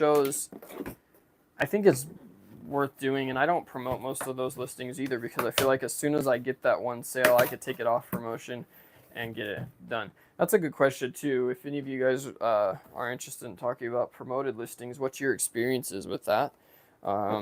I don't do it very often, but I will do it on certain things when you have a higher, amount of competition. And I will do it on multi-quantity SKUs. Like I said, that same exact situation. Those black ones, I promoted it to begin with. As soon as I sold 1 or 2 pair, I cut the promotion because it still stays hot and it still continues to sell. And I feel like it does more than even having paid for the promotion. So that's a little tip I've learned that I use. It may not be entirely correct, but I do use it. And it seems to be working for me. So next item we have is a Raiders New Era 5950. This is a super cool hat, actually. It's got the yellow underneath and the yellow logo and stuff. Not a Raiders fan, but it is there. Again, $10 to $12 on those, and we sold that one for $52. I ran a slight 5% promotion while I was gone to help hopefully hold the interest, and I think that helped because on like a lot of these hats and stuff, they bought those, but I do run promotions every now and then just to try to keep sales coming in. I pulled off the retail sticker because the retail sticker was $49.99. Oh, let's talk promoted. Do it or not do it. Yeah, so that it's a hot topic. I think in every single every single group, every single reseller has their own opinion of it. Me personally, I tend to only promote things that I have a lot of competition on, or not just a lot of competition, but something that I want to sell for a certain price and I don't feel like the current market is the right price. Now, everybody's going to have a really big difference of opinion on that, but there's a lot of things. For instance, this is a perfect example. Actually, we're coming up on these 7-Eleven Crocs. Everybody kind of tanked them when they went on clearance on a few places, and for me personally, I didn't feel it was worth selling at that price. So what I did instead is I promoted it, and I promoted it like 3%. I don't promote anything more than that. We'll cover that in a minute too, but promoted like 2 or 3% just to get it up there, and listed it at the price I wanted, which was I think $59 or $69.99. And I do that because I feel like at least it gets it into the search, and somebody might see the sponsored portion of it and want to buy it from that. I haven't tested that to the full extent to where I can tell you if it works or not, but I feel like it does, and it's kind of the tactic that I use. Now, if I have a bunch of competitions, for instance, the New Balance shoes that I'm selling, then I will go in and promote that again. If I don't have a multi-quantity, if say I just had 2 pair of those or something, I'll promote those 2 or 3% again, just to get my name kind of up in that top list of search results at that higher price. And hopefully somebody likes the title of the item or the photos that I used or whatever, and it draws them in and they purchase it. It seems to work for me. It doesn't help me sell things faster necessarily, but I feel like it does give me a little bit of an edge on items that you have a lot of competition for. But like I said, that's not really proven. It's just kind of what I've tried to do. Let's see. Might be totally different for the used categories. I've been doing it on all items since they started it. Lost my labels again. Yeah, so used, well, and I feel like even more, Crystal, than just used for you might be the fact of it's, this is my opinion, but the clothing categories and stuff like that, people that are searching used clothing are probably not searching for that one particular item. That's where I find for those of us that sell this particular jacket that we sold, that was Adidas jacket, people probably are going to look for this. There are some that shop just to shop, but I can't stand it. I don't know how anybody does it, but I'm sure people are like, hey, I want that, this is a Tiro. I forget what the name of this is. It doesn't say on the tag, but there's a specific name for this jacket, and I feel like people look that up a little bit more for new stuff. So when you get when I look at competition for my stuff, I only look at stuff that somebody's selling the exact same item and they have a better price than me, or they have, a lower price or something like that. That's when I will actually possibly promote it. But I don't promote very much other than that. I would say I promote maybe 10% of my listings, and if I do, it's only 3%.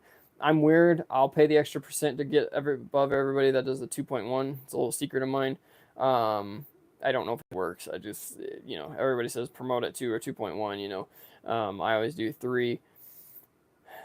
Again, I can't say if it works for sure, but I do still utilize it. I feel like it does. And for me personally, like I said, on certain items, I will do it. And I do sell a lot of items that are promoted that I may not be able to sell as much. I hate it, but I'm scared to take it off because if it does actually help, then I can't take the hit in sales right now. Do you promote like full on? Like, I mean, like, are you doing like recommended? Are you doing 2%, or what kind of? How do you choose what percentage you're doing it on there, Crystal?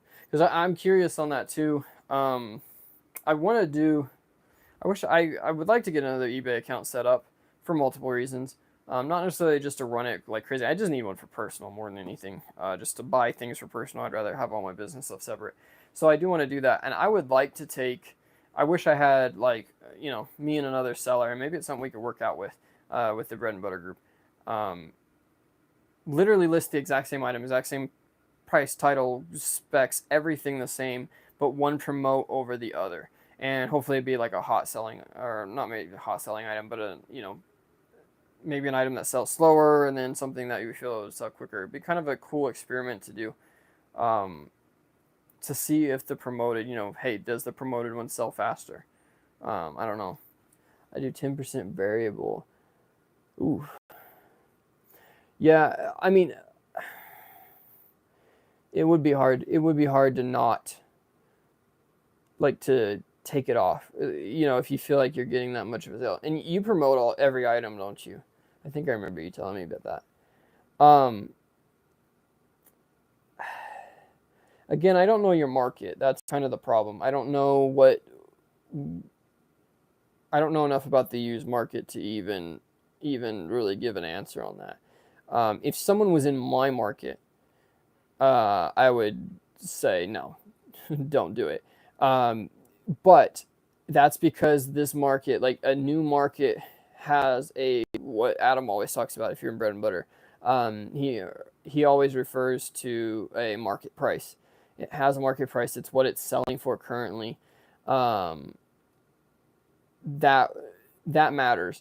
And on new stuff, you can do that because, again, who wants to buy a $50 new item when they can buy it for $30, that sort of thing. With used, it's different because you have your different conditions and so on. But I would still think that if it's an item that's not damaged, so it's used, but hey, even it has a tiny stain, okay, you'd have to set a price. Like I said, I don't know how to do it with your stuff, but I would still think there would be a point where there would be a market on it. You set your price at $29.99 for a Columbia jacket, used, unless it's just really damaged or the condition really varies. I would think you would be able to kind of go with a market price and then, adjust it from there. Once I have a larger listing bank, that way it doesn't matter if I promote or not. Stuff will sell because I have so many listings. Yeah, so I don't know. Like I said, I don't know where you're at, Crystal, right now. I know where you've been in the past. I don't know since the adjustment, with selling off some of the inventory and stuff. I don't know where you're at on that. I wouldn't be afraid to adjust it to a degree. I personally, what I would do if I was you, I would drop it maybe down to 7%. Take all your listings at 7%. See if that adjusts. Try to make it as little as possible. I wouldn't take them off promotion, but maybe adjust the percentage and see if you feel like, you know, do it for a week and see what it is. Again, I know right now you're trying to get as many sales as you can. Oh wow, yeah. 4,000 to 9,000 listings, or you had 9,000, you're down to 4,000. Yeah.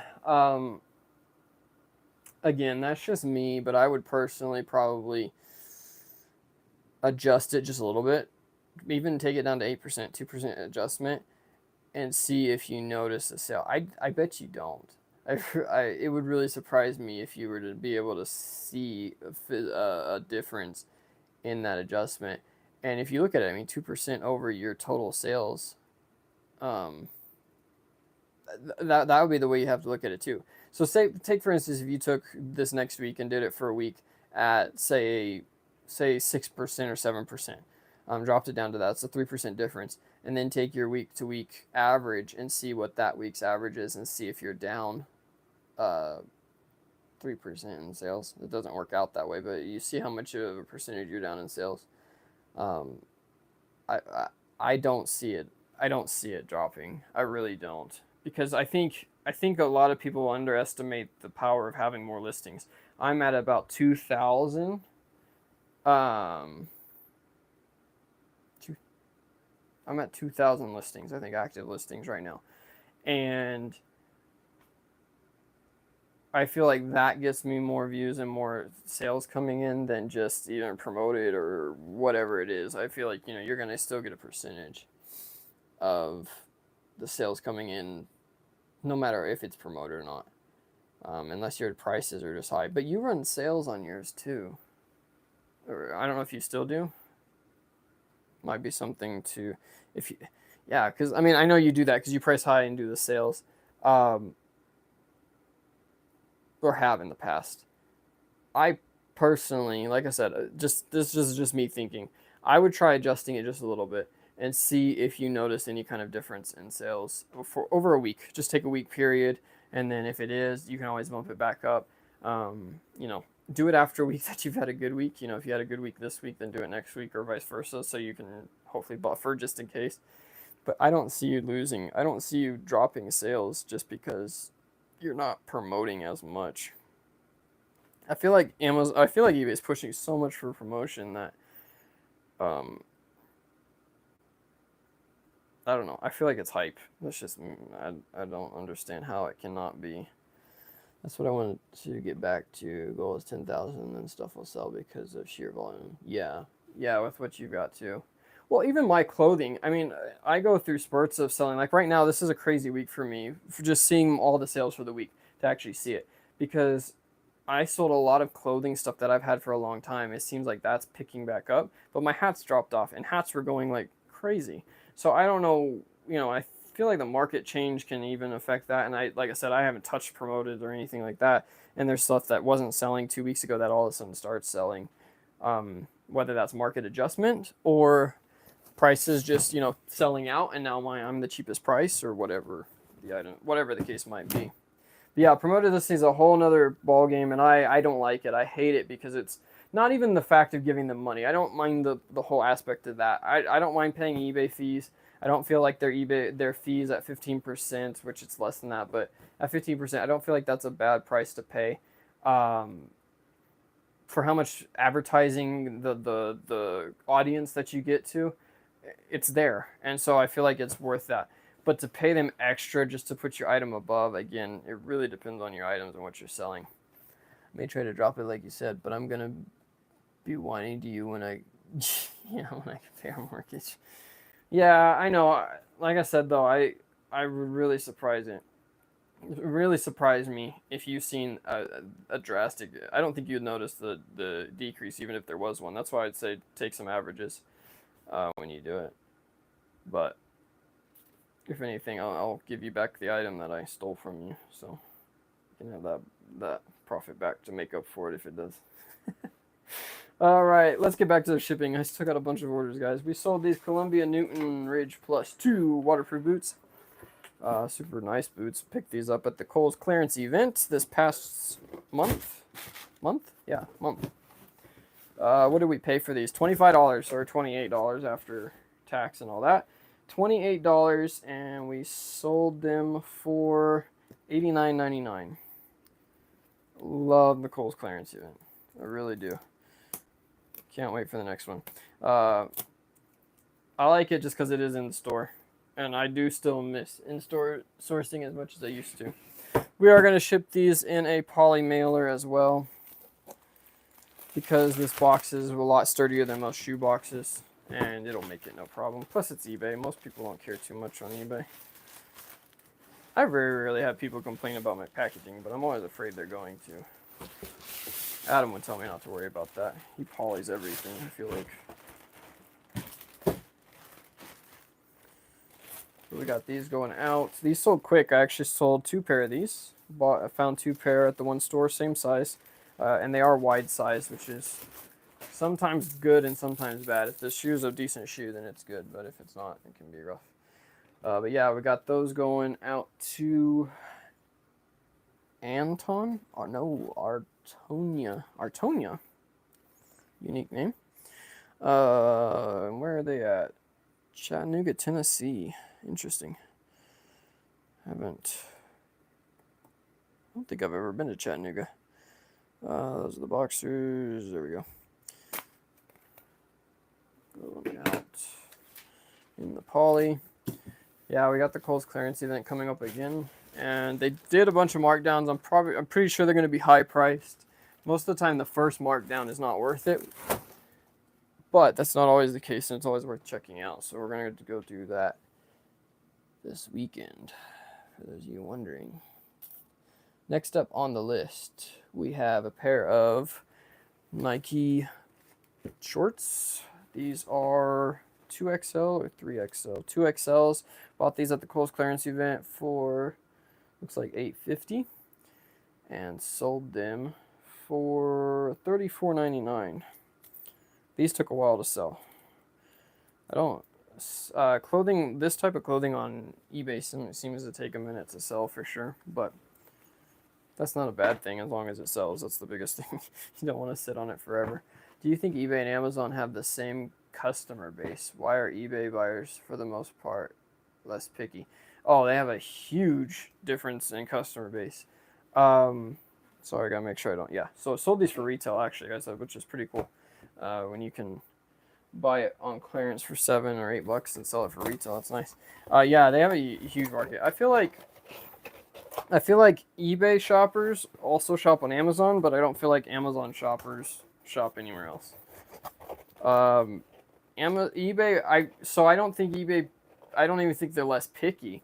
I think they know that eBay, they can't just get away with anything, so to speak. So like when I ship stuff like that, eBay buyers most of the time know that even if it comes in damaged, they're probably not going to get a return on the box or something like that. Whereas Amazon, they'll just return it, like they know they can. So I feel like that's the difference, maybe, in the buyers. But I don't have returns set up or anything like that on here, so dang it, I keep doing that. So I feel like that, you know, you don't have to. They already know that they're not going to get anything out of it, so to speak, if that makes sense. So they don't necessarily get picky as often. Where in the world is it? Oh, there they are. That's just my opinion. But yeah, eBay and Amazon buyers are different animals for sure, depending on who you get. Going to Corey in Austin, Texas. My Amazon buyers just open a return. I wish they would contact you. Like, that's my thing with Amazon, is a lot of the stuff could be fixed if Amazon made them contact you first, even if they're going to accept the the return. But if they'd had to contact you, you could fix half the problems on Amazon orders and Amazon customers. Next up, we have these Fox Racing or Fox IQ. These are the mountain bike brand, I believe. Obviously, Fox Racing is everywhere, but this IQ, this little emblem here, I believe is their mountain bike shock performance and stuff like that. We picked these up from a clearance event online for, I want to say, $11 a piece. And I am out of them. I just sold this out of this color. I just sold the last one today, or whenever it did this past week. We sold 10 of those over the time of the listing. Again, another quantity listing that I feel like once it started selling, one or two, then it kind of picked up and took off. But we sold it for $30, so 11 into 30 is not bad. And everybody really likes those. I have olive and gray ones still. The olive actually sold a lot faster for me to begin with, but then the black took over and I'm out of them now. I wish I could find some more. They're a consistent seller. I sold one a week almost for several weeks straight. Fox, there we go. I think I figured out a quicker way to do these orders, so hopefully we can move through these. As you guys can see, I still have a bunch of labels, so we still got some time. Thank you all for hanging out. Appreciate it. We're going to keep going with this and see how people like the longer video versus the shorter one. Hopefully I don't ramble too much. And I do want to do more of a topic videos and stuff like that, but since we had all these orders, I figured I'd go ahead and do them all on camera and show you guys a lot more product, and hopefully we'll have a different theme for the next couple. Next item we have is a pop figure from Game of Thrones. This is Daenerys. I can't pronounce that last name. The Targaryen, I think, is what it is. Targaryen. Daenerys Targaryen.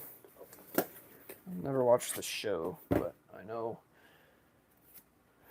those were actually one that I want, kind of a different story. For a while back, this would have been back in 2016, 17, somewhere in there. When I was in Indiana, I did buy, had a connection with Funko Pop, the company Funko directly, and was actually buying these directly from them at wholesale. Bought these for $5.50 a piece, I think, at the time. And was basically doing pre-orders on eBay back before they really cracked down on that, and was doing pre-orders for all the hotlines. So I had a lot of different ones coming in. I would pre-order, and then I would order at some point however many I thought I would need. And that was actually one that I just never got around to selling. I liquidated a lot of those out to another seller when I moved to Arizona. But that one, and there's some other ones that I had that weren't special edition. They were just commons at the time, that I sold, or I didn't get sold when I sold out to the bulk buyer. And now they're worth $20, which is crazy. I couldn't even get $10 out of them after they released. So that's pretty cool. Not a great investment after what, 5 years to make $5-10. Not a good investment, but better than not getting the money back, right? Oh shoot, that's crazy. Game of Thrones. There we go. Going to Delaware. Running out of things to talk about, guys. Need some questions. Something.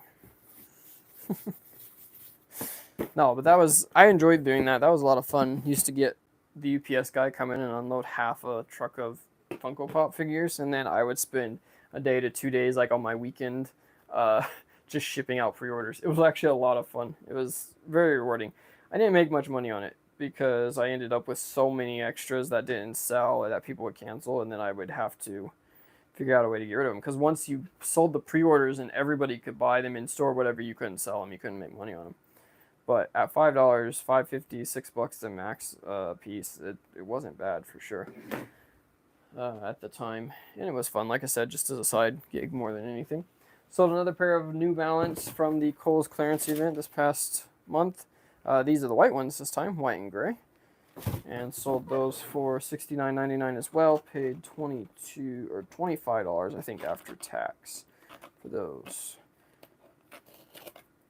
It's funny, I was buying these from Kohl's in the checkout, and of course, everybody thinks you're crazy buying 30 pair of New Balance shoes, especially because, like the lady at the cashier said, she's like, "Oh, these are your old people shoes." I started laughing. I was like, "Yeah, I guess so. That or working, if you're working, needing a shoe for work." But yeah, old people shoes. But they sell like crazy. They sell so fast. Definitely worth it. Going to Westwood, New Jersey.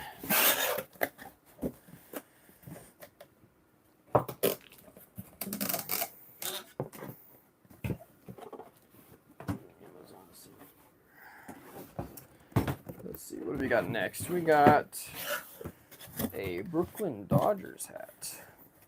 So I don't follow baseball. I'm guessing that the Dodgers used to be in Brooklyn before they went to LA. I don't know though, because I found those hats. I got them, this next hat, and we'll get there in just a second, but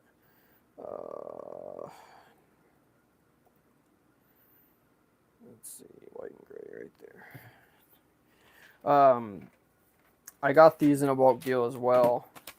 They're 47 brand LA Dodgers, or not LA Dodgers, sorry. They were not LA Dodgers, they were the Boston Dodgers.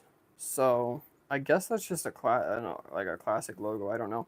But picked these up. I think we only paid $8 for these, $7 or $8 for these ones, and they retail for $27.99. We actually sold this one for $23.74. I think I had it listed at $24.99, and then I put a 5% sale off while I was gone just to try to boost sales a little bit, which it looks like it worked. But yeah, not too bad of a deal there. I'm really surprised a lot of people still buy these dad hats. I'm not a fan, but that's just me. But they sell really well. Actually, I feel like they sell faster than some of the 3930s, which I never would have thought of. Figured a structured hat would do better, but that's how it goes sometimes. You never know what is going to be the big seller for you. Stacy over in Sparta, Michigan. Sparta. There you go. It's a city name for you. All right. Next up on the list, we got some good stuff here. We got some interesting stuff coming up. I feel like some of this stuff is boring because I feel like it's repeat, but what did we sell next? Oh, that Nike track bag. So these are what I come with those cleats sometimes. You separate them out. I actually sold this one for $19.99. So not bad. I will take that. Like I said, most of the cleats we buy are $20 to $25. So if you can sell the bag for $20, only leaves you, after shipping and fees, only leaves you about $10 in the shoes themselves. So definitely worth separating out. I don't feel like it adds $20 worth of value to your shoe for sure, or $15 after shipping.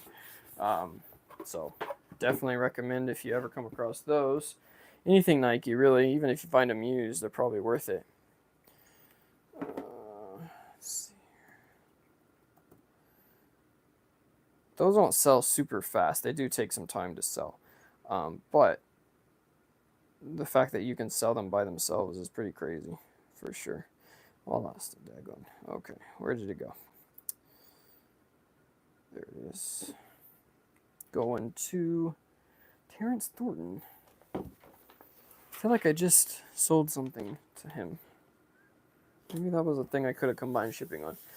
That is one thing about doing my labels the way I do. With doing it, I sometimes miss the combined shipping thing. No, it wasn't Texas, though, so evidently not. Just another Terrence.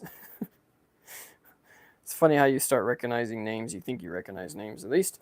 Next up, we have a Raiders 5950. This is a really cool hat. This is actually a suede, like, velvet material. It's really cool. Not a Raiders fan, so I wouldn't wear it, but it's pretty cool. I said that already. $56.99. We paid $10 to $12 for these, and we did sell it for $56.99. Gonna pull the tag. Just the tag says 55, so I don't want them to get an idea of that they've been ripped off or anything. Sold that in a 7 3/8. If you're into fitted hats at all or into buying them, a lot of people ask the question of what size do I buy. The most common sizes for me to sell are anywhere from a quarter. Well, I'd even say almost an eighth, but 7 1/4, 7 1/8, up to about a 7 5/8. If you get much bigger than a 7 5/8, it's not going to sell. Well, hats don't sell fast anyway, but it's not going to sell super quick, and it's going to take a while to sell most of the time. If it is a cool hat, then you probably can get rid of it pretty fast, and if there's nobody else that has it, then you'll probably sell it around the same time. But with anything there's a lot more of them on eBay or anything like that, anything bigger than a 7 5/8 is going to take some time to sell. They will sell, and I still buy them. But I most generally will not buy more than one or two, especially if there's more than one in that particular size. I won't buy more than one or two of each style. But I do like to have it because I get a lot of people that ask for those sizes. And evidently they're still hard to find because people just don't resell them in the resale market, if that makes sense. But yeah, definitely normally stick to kind of those, anything between a 7 and an 8, but particularly 7 and an 8 through 7 and 5/8 is what I recommend. Raiders, make sure I got the right hat. There we go. Going to Jake in Winchester, California. Winchester, California. That's interesting. I feel like that's a little lot. All right, next item we got going out today. Let's see. We've got the Cavs hat. This is a Mitchell & Ness, just a snapback Cavs hat. I had about 8 of these and have sold all of them just in the past 2 months. Really have taken off. Selling those for $37.99. They do have a $32 sticker on it, so we are going to pull that off just because we don't want them thinking that we're ripping them off. We're not ripping them off. Obviously, I had to pay money to ship it, but some people just don't get it.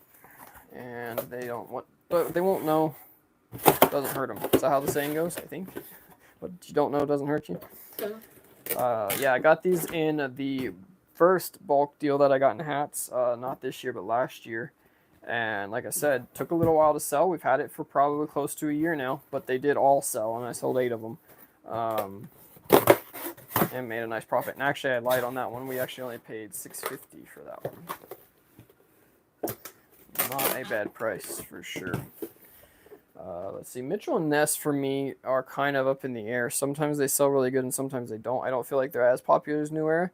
But if you have a good hat, like a good style of hat, I think it doesn't matter as much. And people still wear them. They're just maybe not quite as popular. Thank you all for watching. If you're still in here, looks like we got 4 or 5 years. Appreciate it. That's more than the last live. So thank you all. Like I said, we've still got quite a few orders here to go, but we're coming down to the end of it. If you guys have any questions, let me know. Leave them in the comment box. If you're watching this after, again, still leave the comments down below. Love reading them and getting back with you as much as I can. And definitely want to hopefully get some more topics that we can talk about in more depth in the next few videos. And not all the videos are going to be just of us here doing these listings and so on, or shipping. Hopefully we'll get some other video ideas up there. But these are just the easiest to do right now until I get an actual setup. So, but let me know if you have any other ideas or anything like that. Next item before I package it up here is some Gas X that we picked up from the liquidation store. This stuff expires in October of this year, so we're going to have to move. I think I've still got about 15 of those left. They sell on and off. We sold it for $12. We paid, I think, less than 50 cents a piece for them from the bin store. If you guys do liquidation bin stores, let me know. I've got some tips and tricks for that, but it doesn't apply to everybody, so it's not something I just want to cover unless we get real bored.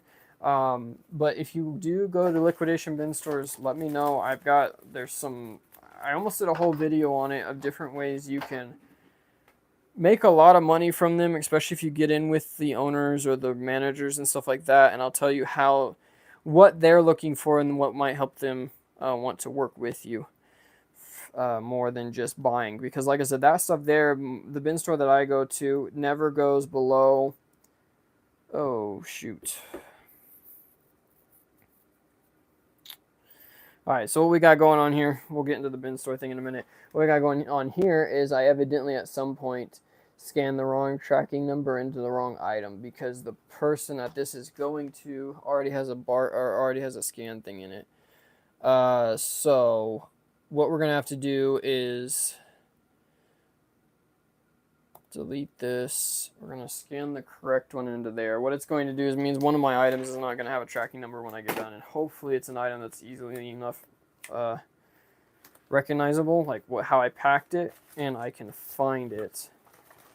If not, there's another way, but that happens. Like I said, when you got this many orders, it's gonna be. I knew there's gonna be an issue or two. But back to the bin store thing. Like I said, there's bin stores. I actually at one point was going to open one. Was doing a lot of work to be able to open one, and it didn't work out. And it's a good thing that it didn't. because the market kind of collapsed for it. But it is something that you can talk to those guys, you can get in with those guys, and they can offer you a lot of good deals. That Gas X that I purchased for 50 cents a piece, they never dropped it below $1. The bins never dropped below $1. But I would go in and I bought those on like the second day they were open, made them an offer and told them I would take all of them. And I can talk about that later on in another video. I don't want to take up a whole bunch of time doing it, but it is something that you can definitely make some money on a lot of small cheap stuff like that as well. These are some Alpine Stars motorcycle boots. These are a low top. This is actually from an auction that I purchased these from. I think it's the only auction that I've actually ever gone to or been a part of. A motorsports company was clearancing out a ton of their old inventory via an auction, and we were able to pick up these. I believe most of these pairs of boots, I have several of them, different sizes and styles, we were paying anywhere for $30 to $50. So $30 to $50 a pair for these. These ones here sold for $134.99. Retailing them is $160. Definitely something you don't find cheap very often. It's, again, you would have to find it as a as a clearance thing. And even if you go to a motorsports store and go look through their clearance, you're not going to find these brands at a resale value very often. But like I said, we did buy a ton of stuff from that auction. I actually spent about $10,000 at that auction. Already made all our money back from that, so it's nice to be able to sell some of these. These are kind of pure profit in some aspects, but we did pay, I think, between $30 to $40 a pair for these, and like I said, sold for $140 or $135. I am going to ship these in a poly because that is a very sturdy box and we don't have to worry about it. I have a box or two that would fit these, but I don't have very many. So if the box is in good condition, even though it is a more expensive item, it's not going to get damaged in shipment with how sturdy the box is. Going to Georgia, Stone Mountain, Georgia with the boots here. So we're going to find that. Ah, shoot. I don't know why it does that sometimes.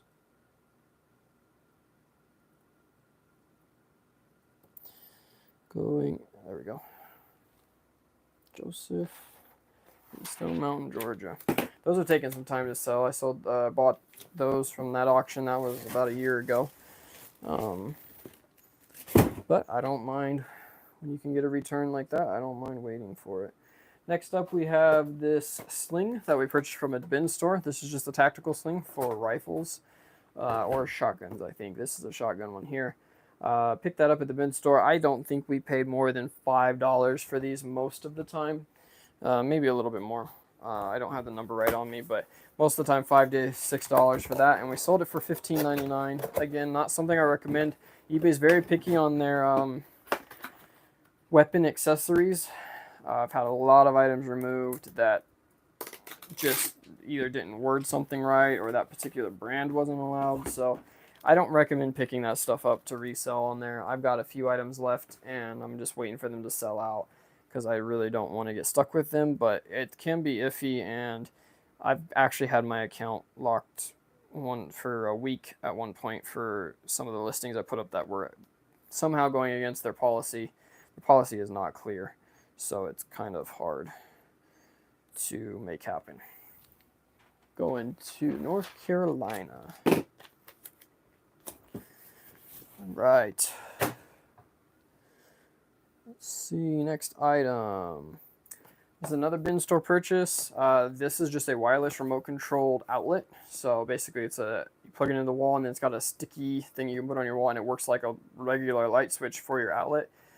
These were at a bin store that opened up right about, I don't know, it wouldn't have been too long after I went to Arizona. And they had hundreds of them. I mean, literally hundreds of them. When I first went in, like half the bins were all those, just different types, not the exact same ones.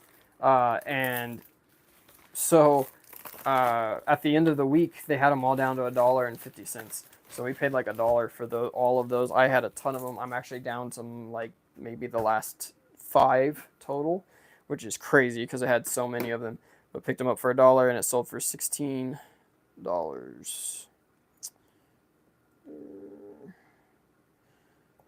That's an outlet. I can't ever remember what it is. Let's see. Yeah, indoor. There we go. Going to David in Mesa, Arizona. He was just there yesterday. Going out to him.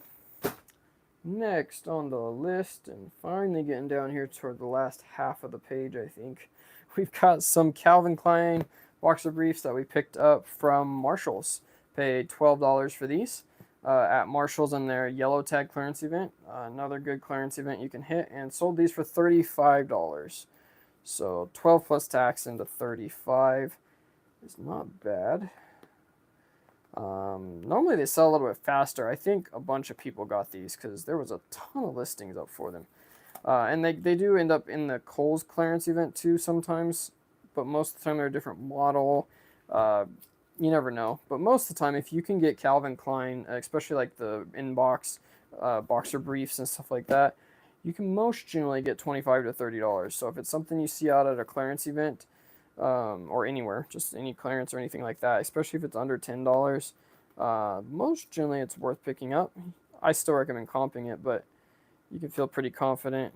Sometimes you might have to wait out the tankers if you buy them from like the Kohl's one or whatever. The sticker. Clearance stickers. This is another reason why sourcing in-store clearance events sucks a little bit, because especially Marshalls and Ross, you can find some good stuff in there, but most of the time you're only going to find one or two, and then you're going to end up with the sticker on it, and you got to spend time peeling it off. I hate peeling stickers off. It takes forever. But we did get that. This does have an alarm on the bottom, and it does say Marshalls on it, but I'm going to leave it. Most people don't care, and most people don't actually pay attention to that portion of it. And if they do, they still don't know what you paid for it. So that seems to be the biggest issue, is when they find out what you paid. So again, $13 into $35 on the Calvin Klein boxer briefs. Going out to Hollywood, Florida. Interesting. Ben. There we go. Mr. Ben. Right, Hollywood, Florida. I guess I didn't realize there was a Hollywood, Florida. Alright. Y'all sticking with me. Nobody's got questions. Nobody's got random facts they want to throw out there. Nothing. You're fine listening to me ramble. That's impressive. Thank you guys. Next up, we've got some more cleats. These are more track cleats. Let's see, where did I purchase these ones from? These came from Burlington. So we bought these from Burlington for $16.99 and sold them for $49.99. Nice little outcome with those. Let's see, these ones might be some of the ones that don't have any. Oh no, they do. Okay, so they do have the spikes and the tool. And I would have already pulled out the what's it called? The bag if they did come with them. On shoes, guys, little tip I've learned that seems to, and let's just put it this way, I've never had any complaints with it. If you take the laces and tie them in a similar fashion, I don't know if I showed that really, but people don't complain as much about the shoes being used. Even though they're buying them new without box, I've had a couple people say, oh, they weren't new, you know, the laces were undone, whatever. I always like to tie them up like that, just in case. Actually, yeah, we'll go ahead and show you these. I don't always like to send these in boxes. Sometimes you can throw them in an envelope. But so changing my promoted rate. So changing my promoted rate and see the pay per click. I'm not understanding what you mean by see the pay per click. Thoughts on that? So changing my promoted rate and see the pay per click. Are you doing the pay per click advertising or just the standard promoted 3% or whatever if the item sells? That would be an interest. That's what I'm curious on. I've not tried the pay per click yet. Some guy from eBay called me about it and wanted to get me set up with it, but I didn't really feel like it because he couldn't tell me some of the questions I had. Oh shoot. Oh, there we go. Okay. Get the right one here. I don't pay per click, just standard. Okay. My thoughts on the new pay-per-click. Um, so again, with that one, I feel like it would be very specific items that it would affect or be helpful for. That's how advertising goes on everything else, like AdSense for YouTube and stuff like that. It's all based on the pay-per-click kind of style. I don't know how I feel on that because just in this one, sorry, getting sidetracked here. To me, I sell things that have 0 views, and then I sell things that have, and then I'll have something that has a ton of views stay up forever. I don't see what the point is of paying for someone to just click on the ad. I feel like they're going to put it up there. I could see it helping with specific search results. So if you want your particular item to show up with a particular search result, they said that you can go in and change the keywords that you want it to apply toward that advertising. But I don't know how that actually, like, how that would, I don't know. I don't know how that would actually help you, I guess. I don't know. I haven't gone into it enough to really probably answer that question. Give me 1 second here. Let me make sure I'm not sending the wrong item to the wrong person, because I like to do that. There it is. Okay. Oh, that's my issue. I couldn't find the name. Andrew Sutherland. So this is where it gets interesting. I'm missing a label. So, oh no, there it is. There it is. How I did that. Okay. Yeah, the pay-per-click just, I could see it helping in certain instances, but I don't see it helping all the. It would be very specific items that I would use it for personally. Oh, let's go here. All right.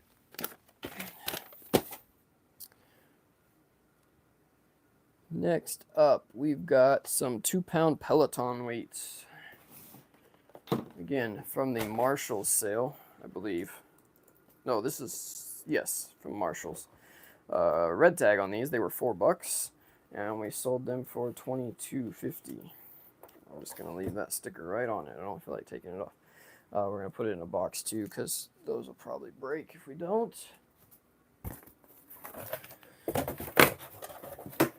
I don't know about you guys. I'm getting tired, and hopefully I'm not boring y'all. So if you're still watching, thank you so much. Do appreciate it.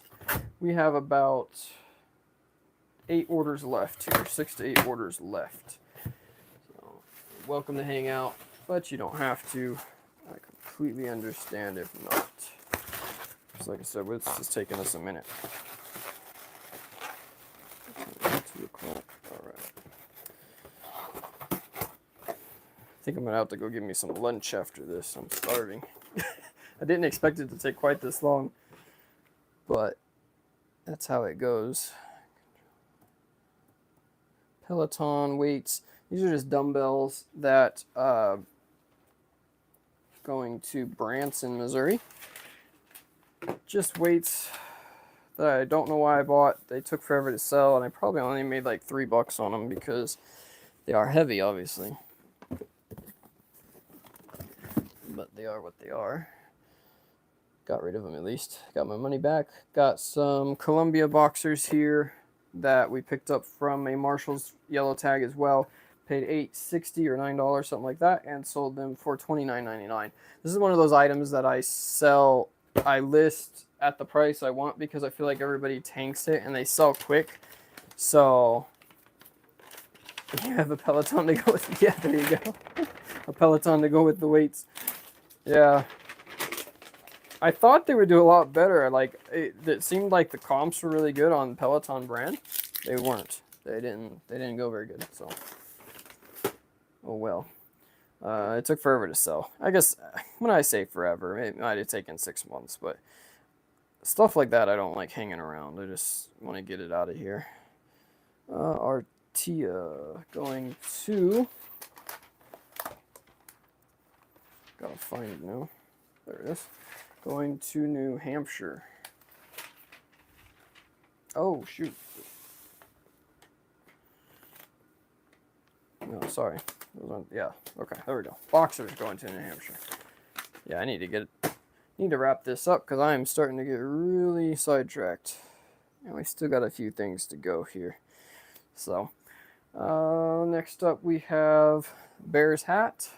Again, bought that in a bulk deal from a year ago and sold it for $28.49. Paid $6.50, $7, something like that for it. You would probably do good. Peloton shoes. So yes, they do good. The Peloton shoes do good. You have to get them at a price that's good, and when they go to Marshalls and Ross, they don't end up that good. The price isn't great, but they eventually will clearance them out, and you can do pretty good with the shoes. Bicycle shoes in general, you can find some, even Nike and some other brands do really well. Not a bad thing. Cleats are my thing that I like buying and selling from like Ross and Marshalls and Burlington because they do really well and they're starting to take off. It's springtime, so it's going to be good here soon, hopefully.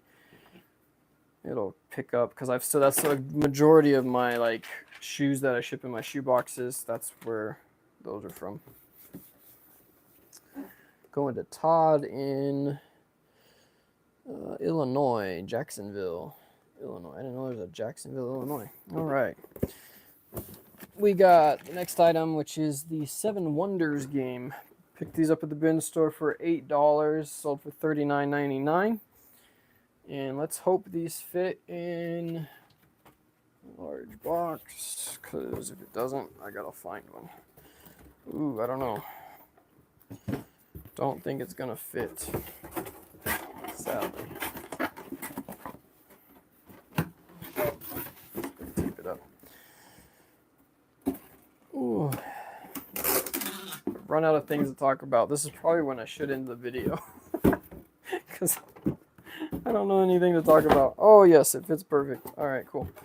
Yeah, I don't really know. Being gone, too, didn't help because I've kind of not forgotten, but I haven't been doing anything reselling recently, so if you want to hear about what I've done, I'll talk about that, but I haven't really, ooh, that was loud. Haven't really been up to much reselling since I've been on vacation. Let's see, yeah, but it'll be alright. I don't know what that game is, actually. It's a board game, and it seemed to have decent sales. I've got actually another one. I found 2 of them in the bin, brand new for $8, which isn't bad, but I don't know what that game actually is.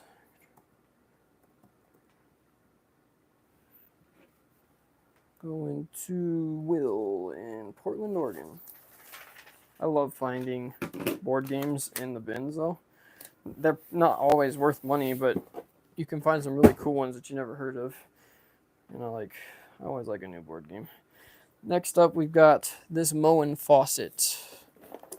This was a bin store find that actually, believe it or not, was all there, even though the box is pretty destroyed. Everything was in it, and I was super happy about it because this is worth a decent amount, and we actually sold it for $220, so $8 into $220. Really good return. I got lucky, and I did take a chance on it. I didn't know everything was there when I bought it, but it looked fairly complete, so to speak. So I figured I'd risk it. And yeah, everything was in it, and so really nice. And it sold quick. I think I listed this 2 weeks ago maybe, and it already sold. So super happy about that. Shipping, it's not going to be easy, and I'm going to cheat and probably do a poly mailer. That's why I'm putting the bubbles on the inside, because the box will hold up, but I don't know if my poly mailer is going to be long enough, so we might have to double it. But yeah, Moen's a good brand. Not everything sells, and it's some stuff I've bought that takes forever to sell, but it is a very, oh sweet, it's going to work perfect, very good brand that when it does sell, it sells for good money. And yeah, this one, like I said, $220. Looking at ad rates on my category, sellers are doing ads between 10 and 15. See, again, I'm not saying eBay would lie, but I'm also saying eBay, that's a very wide range. Like, they know exactly what the rate is. So to me, I just find it gimmicky. I don't know. I don't trust it. Maybe I'm skeptical. Maybe I'm too skeptical. I just don't trust it because they know exactly what it is. Of course, they're probably not going to tell you what it is, but at the same time, it says that on all my stuff. It says the ad rate is so high on all my items that I wouldn't be able to make near the money that I do if I sold it at the rate that they wanted. And so, and like I said, it still sells. It just, maybe it doesn't sell as fast, but it still sells. I don't have problems selling the items. And I think that's where I'm at with it is if it's going to help sell faster, great. But if I'm not going to make more money on it, why would I promote it? That's kind of how I look at it. And I kind of, maybe that's not the right way to see it, but whenever I'm doing promotions and stuff, if I want to get something moving or selling, or I'm afraid it's going to tank or something like that, then I might promote it. But otherwise, I just don't see how. The listing's going to be up there. They're not supposed to hide it. It may not pop up in the very first search result, but it's not supposed to be hidden at all. So at what point is it really worth paying to have it a little bit higher? If you're going to have, because I still feel like most people search by what's it called? By title. Like, I don't feel like people search, or by price. I don't feel like people just search through the best results and then make their decision on that. But that could just be me. I guarantee if you're watching this video still on the replay, and you see how I package that, I guarantee someone's going to say something about it. And if they do, I will let you know if they complain about it in the next video. If you want to see the next video, hit the subscribe button, hit that notification bell, because I'm going to try to schedule these lives at least a day out. But I can't guarantee that, and there are going to be some that are just going to randomly happen because I have the time and I want to do it and I want to give some content. So definitely, if you're interested and you enjoy it, they will not all be this long. I think I'm going to stick to more closer to hour and a half streams. Maybe special occasions do something different, but I don't feel like it's just too long for everybody. I know I don't get that interesting to be able to sit around here for as long, and I appreciate everybody that's still here. But they won't be this long. But definitely, if you want to join in, chat, we'll have some topics, what we can discuss, all that good stuff in the next ones. And if you want to know about those, the best way to find out is that notification bell. I will schedule them out. You'll get a notification saying it's going, or when it's going to be live, and then you'll also get one notification when it does go live. I don't post a lot of shorts. I don't post a lot of videos as of this point, so you won't keep getting spam notifications in that way. 7-Eleven Crocs. I really should have showed those. I was so focused on my promotion there that I didn't show them. Those are really cool. And we kind of showed them earlier. Sold those for $69.99. No, sorry, $64.99. I put them on sale. That's why they sold. Maybe I need to check the price on that. $64.99, size 13s, and we paid, I think, if I remember correctly, we only paid, I think, $22 for those. Let's see. Yeah, $23. Wow, I can't believe I remember that, actually. $23 for those, so not a bad come up on that. Last two items. We are making it somehow. This is actually the last of these that I have. I bought these from the bin store. Expired coffee does sell. You're not supposed to sell it on eBay once it hits expired, but if the listing is up, they don't normally review it. Will probably be the last expired coffee I post because I did get 1 or 2 listings taken down for it recently. But yeah, this actually expired last year, June of last year. It's in the title, it's in the description, it's everywhere, and they still want it. And people will still buy a lot of expired coffee. But these are just K-Cups. It's an assortment. I believe this is a whole bunch of different ones on it that we bought from the bins. We actually bought 25, 30 boxes of these back several months ago. And finally, moving the last, sold it for $24.99. I think we paid $5 or $6, but it might have been $8 for the coffee. Still not bad for what it is. Got that going out. And our last item of the day. Thank you again for watching, guys. Really appreciate it. As I've said a bunch of times, leave comments. If you're rewatching this, leave comments. Let me know you made it this far. You can talk about this amazing deal that I got from the bin store. This is a Cinderella rubber ducky. This is actually Disney branded, everything, Ducks brand, D-U-C-K-Z. Got these at the bin store, a whole bag of them, probably 20, 30 in a bag for, I think, $8. And they actually have a $1 price tag on it that I have to tear off because we're actually selling one of these individual ducks for $11. Crazy little thing there. We've got maybe 50 cents in them a piece, and we're selling them for 11 bucks. Awesome stream. Thank you, Pete. Yeah, literally 50 cents or so, and people buy them thanks to the Jeep owners that like to do their whole ducking thing. Sorry if this is loud, guys. And I did say ducking.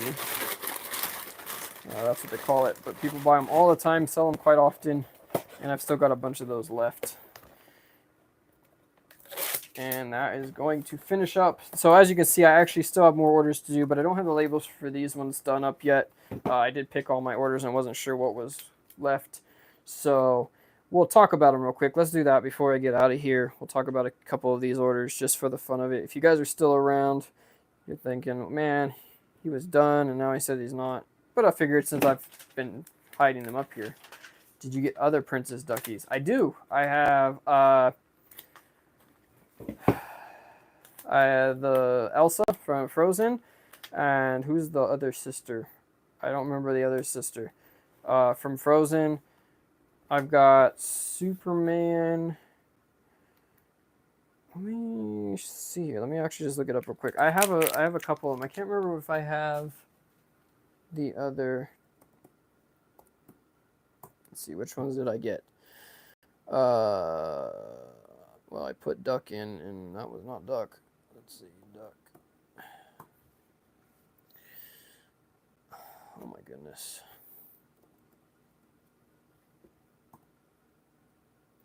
Sorry, this thing is not finding it. So I have Olaf, Superman, Jasmine, Cinderella, and Elsa. Those are the rubber duckies that I have. And yeah, I got a whole bunch of them in that package deal, which is pretty crazy. And got it for like $8. I think I still have like 20 or 30 of each one left. All right, so let's just cover the last few items that I got, just so I can show you guys what we have here, and then we are going to get out of your hair, let you guys go back to your normal daily lives. And me, I got to make a run to the post office, because unfortunately, it's going to take a minute to do that. But I do have the car. So let's see that item. Okay, so the item that we messed up on earlier, if you remember that, was a beanie. So I'm going to have to go through and scan that into the right item. But everything else is good to go. Let's talk about the last few things that we sold for the weekend. We do have these, I don't know what this is. It's Boreon. It's some sort of thing. Thanks, man. Thanks for joining in. Yeah, bought these at the bin store. Bought a whole box of them for, I want to say $6, $5, $6. There's about 100 of these in each box. Had 3 of them, and we're selling these for about $9 a piece. I actually sold these 2 for $18 to one buyer, and I'm not exactly what they're for, but it's some sort of, it says homeopathic medicine. So those are something that I sell all the time, and we've still got quite a few of those to go, and they don't expire till next year. But yeah, we did sell those for $18. We've got the Tiro Adidas jacket that we sold for $39.99, and I believe we paid, this is a bread and butter cook, I believe we paid somewhere around $15 for those. So they're eventually selling. Those have taken some time to sell as well, but still good inventory for that. We've got, the next item up was some more of those New Balance shoes that I've been showing. Sold actually 2 pair to the same buyer for $69 a piece from the Kohl's clearance event. Got those for about $25, a little less. The Braves hat here we got from that bulk deal for around $8, I think, on these ones is what we paid for these. Sold that one for $40, believe it or not. which is pretty crazy. Braves hat. Nikon camera. This is actually something that I have had forever, and I just now decided to list it. I bought this for myself back when I was doing YouTube videos long time ago, and we'll talk about that at some other later point. But bought this camera, have had it literally since I think 2012 or 2010, that long ago, and sold it for $250. Comes with one extra lens and the case and a few extra batteries and such, but sold that for $250. It's one of those items that I finally got listed that I've had forever, and I just finally got around to it. The last few things that we got here are these outdoor remote control timers, just like the remote switch that we had. Got these for $1 a piece at the bin store. Sold 2 of these for $15 a piece, so $30 total. For those of you just joining, I just seen the view count go up like crazy. We're almost done with the video, actually. We just went through and packaged all the orders from the past week. These are just orders that I haven't gotten the labels done from yesterday. So these are all orders from yesterday. I'm just showing you guys what they were, and then we'll actually ship them out here a little bit later. But the next item that we got on the list to go out are these Nike Alpha Huarache cleats. We picked these up, I believe, from Burlington or Ross. I'm not sure exactly which. I think we paid $24.99 or $19.99. Looks like $19.99 plus tax on those, and we did sell them for, I believe, $48.99. Gotta check. No, $59.99. Man, I'm way off on my prices today. But yeah, sold these for $50 or $60. Excuse me. Those will be going out. We've got the Detroit New Era hat here. Paid $10 to $12 depending on when I got this deal, and sold it for $44.99. So not a bad deal on those. These simpler hats actually sell very quick, especially if you get a cool color. A lot of people like this forest green. So if you ever see those around and can get them for, you know, $10-15, definitely worth it. Next up, we have the Polo Ralph Lauren tie-dye slides here in a size 11. Okay, they look big. Look a lot bigger. Picked these up from Marshalls or Ross for, I believe, $16.99 or $19.99. Sold those for $44.99. Going out. Again, slides are picking up. If you have them and don't have them listed, get them listed, because they are really starting to move for me. All those ones I got from the last few clearance events. Next up, we have the Detroit hat. Again, $10 to $12. This is really cool. Got the teal underbill on it, or under visor. Sold that one for $54.99 retail on that. But Detroit Tiger stuff is selling pretty good. Another item from around the house that I almost trashed and decided to go ahead and check, and sure enough, it's actually worth money. This is the Logitech subwoofer for a computer sound system. Again, I've had this forever, and finally decided the other speakers and stuff were messing up on it, but the bass was still good. Sold that for $49.99. Literally almost threw it in the trash. $49.99. Can't beat that. Was really happy to see that sell. And then the last item here on this page is, again, one of these hats, New Era Atlanta Braves. Sold that one for $39.99. And we paid, I think, $12 for that one. Last few items for the day before we head on out here, guys. We do have the Adidas socks that we sold for $18. Paid, I think, $3.50 on a Marshalls yellow tag clearance event. So not too bad. Just a little quick flip there. And it actually sold really fast. This one here is from the Kohl's clearance event. This took forever to sell. Paid $6.99, I think, for these, or $6.50, and they sold for $19.99. Not the greatest deal on those, and I have a ton of them. They're selling really slow. I need to probably drop the price. Just haven't gotten around to it yet. The next item is actually an item from the Dollar Bin store. I just literally picked this up 2 days ago. It does have a ink tag on it, and I'm going to remove that. I was going to do that in this video, but I think I'll wait and probably not do it on video. But we did get this, $1 in the bin store on a clearance sale. Has all the liners and everything in it still, so it's brand new. And we sold that one for $17.99. So $1 into $17.99 there. And then we sold a couple more pairs of boxers, one more hat, the Milwaukee hat that we sold, and one more pair of the Vapor pants. And that is it. So that's all from yesterday. So we actually had a really good day yesterday. Looks like we had, wow. Yeah, we actually did 20 some orders yesterday. So that's super cool. I think that'll wrap it up. So that's going to be it, guys. Thank you guys again so much for watching. let me know what you want to see next. We've got other ideas we can do, but I'd love to get some stuff up for you that you want to see us do. And thank you all for sticking around. This has been a long video. I think we're going on, oh wow, 11, 12, 1, 2, almost 3 hours. So hopefully you enjoyed it, and we'll see you in the next one. Thank you again for watching, and go out there and get it, guys. There's all kinds of money out there. If you're a reseller, you know, great. If you're not and you want to get started in it, let me know, and we'll cover some of that stuff in the later videos. I don't know how to end a live, so that's going to be it. Thank you guys again. We'll see you in the next one.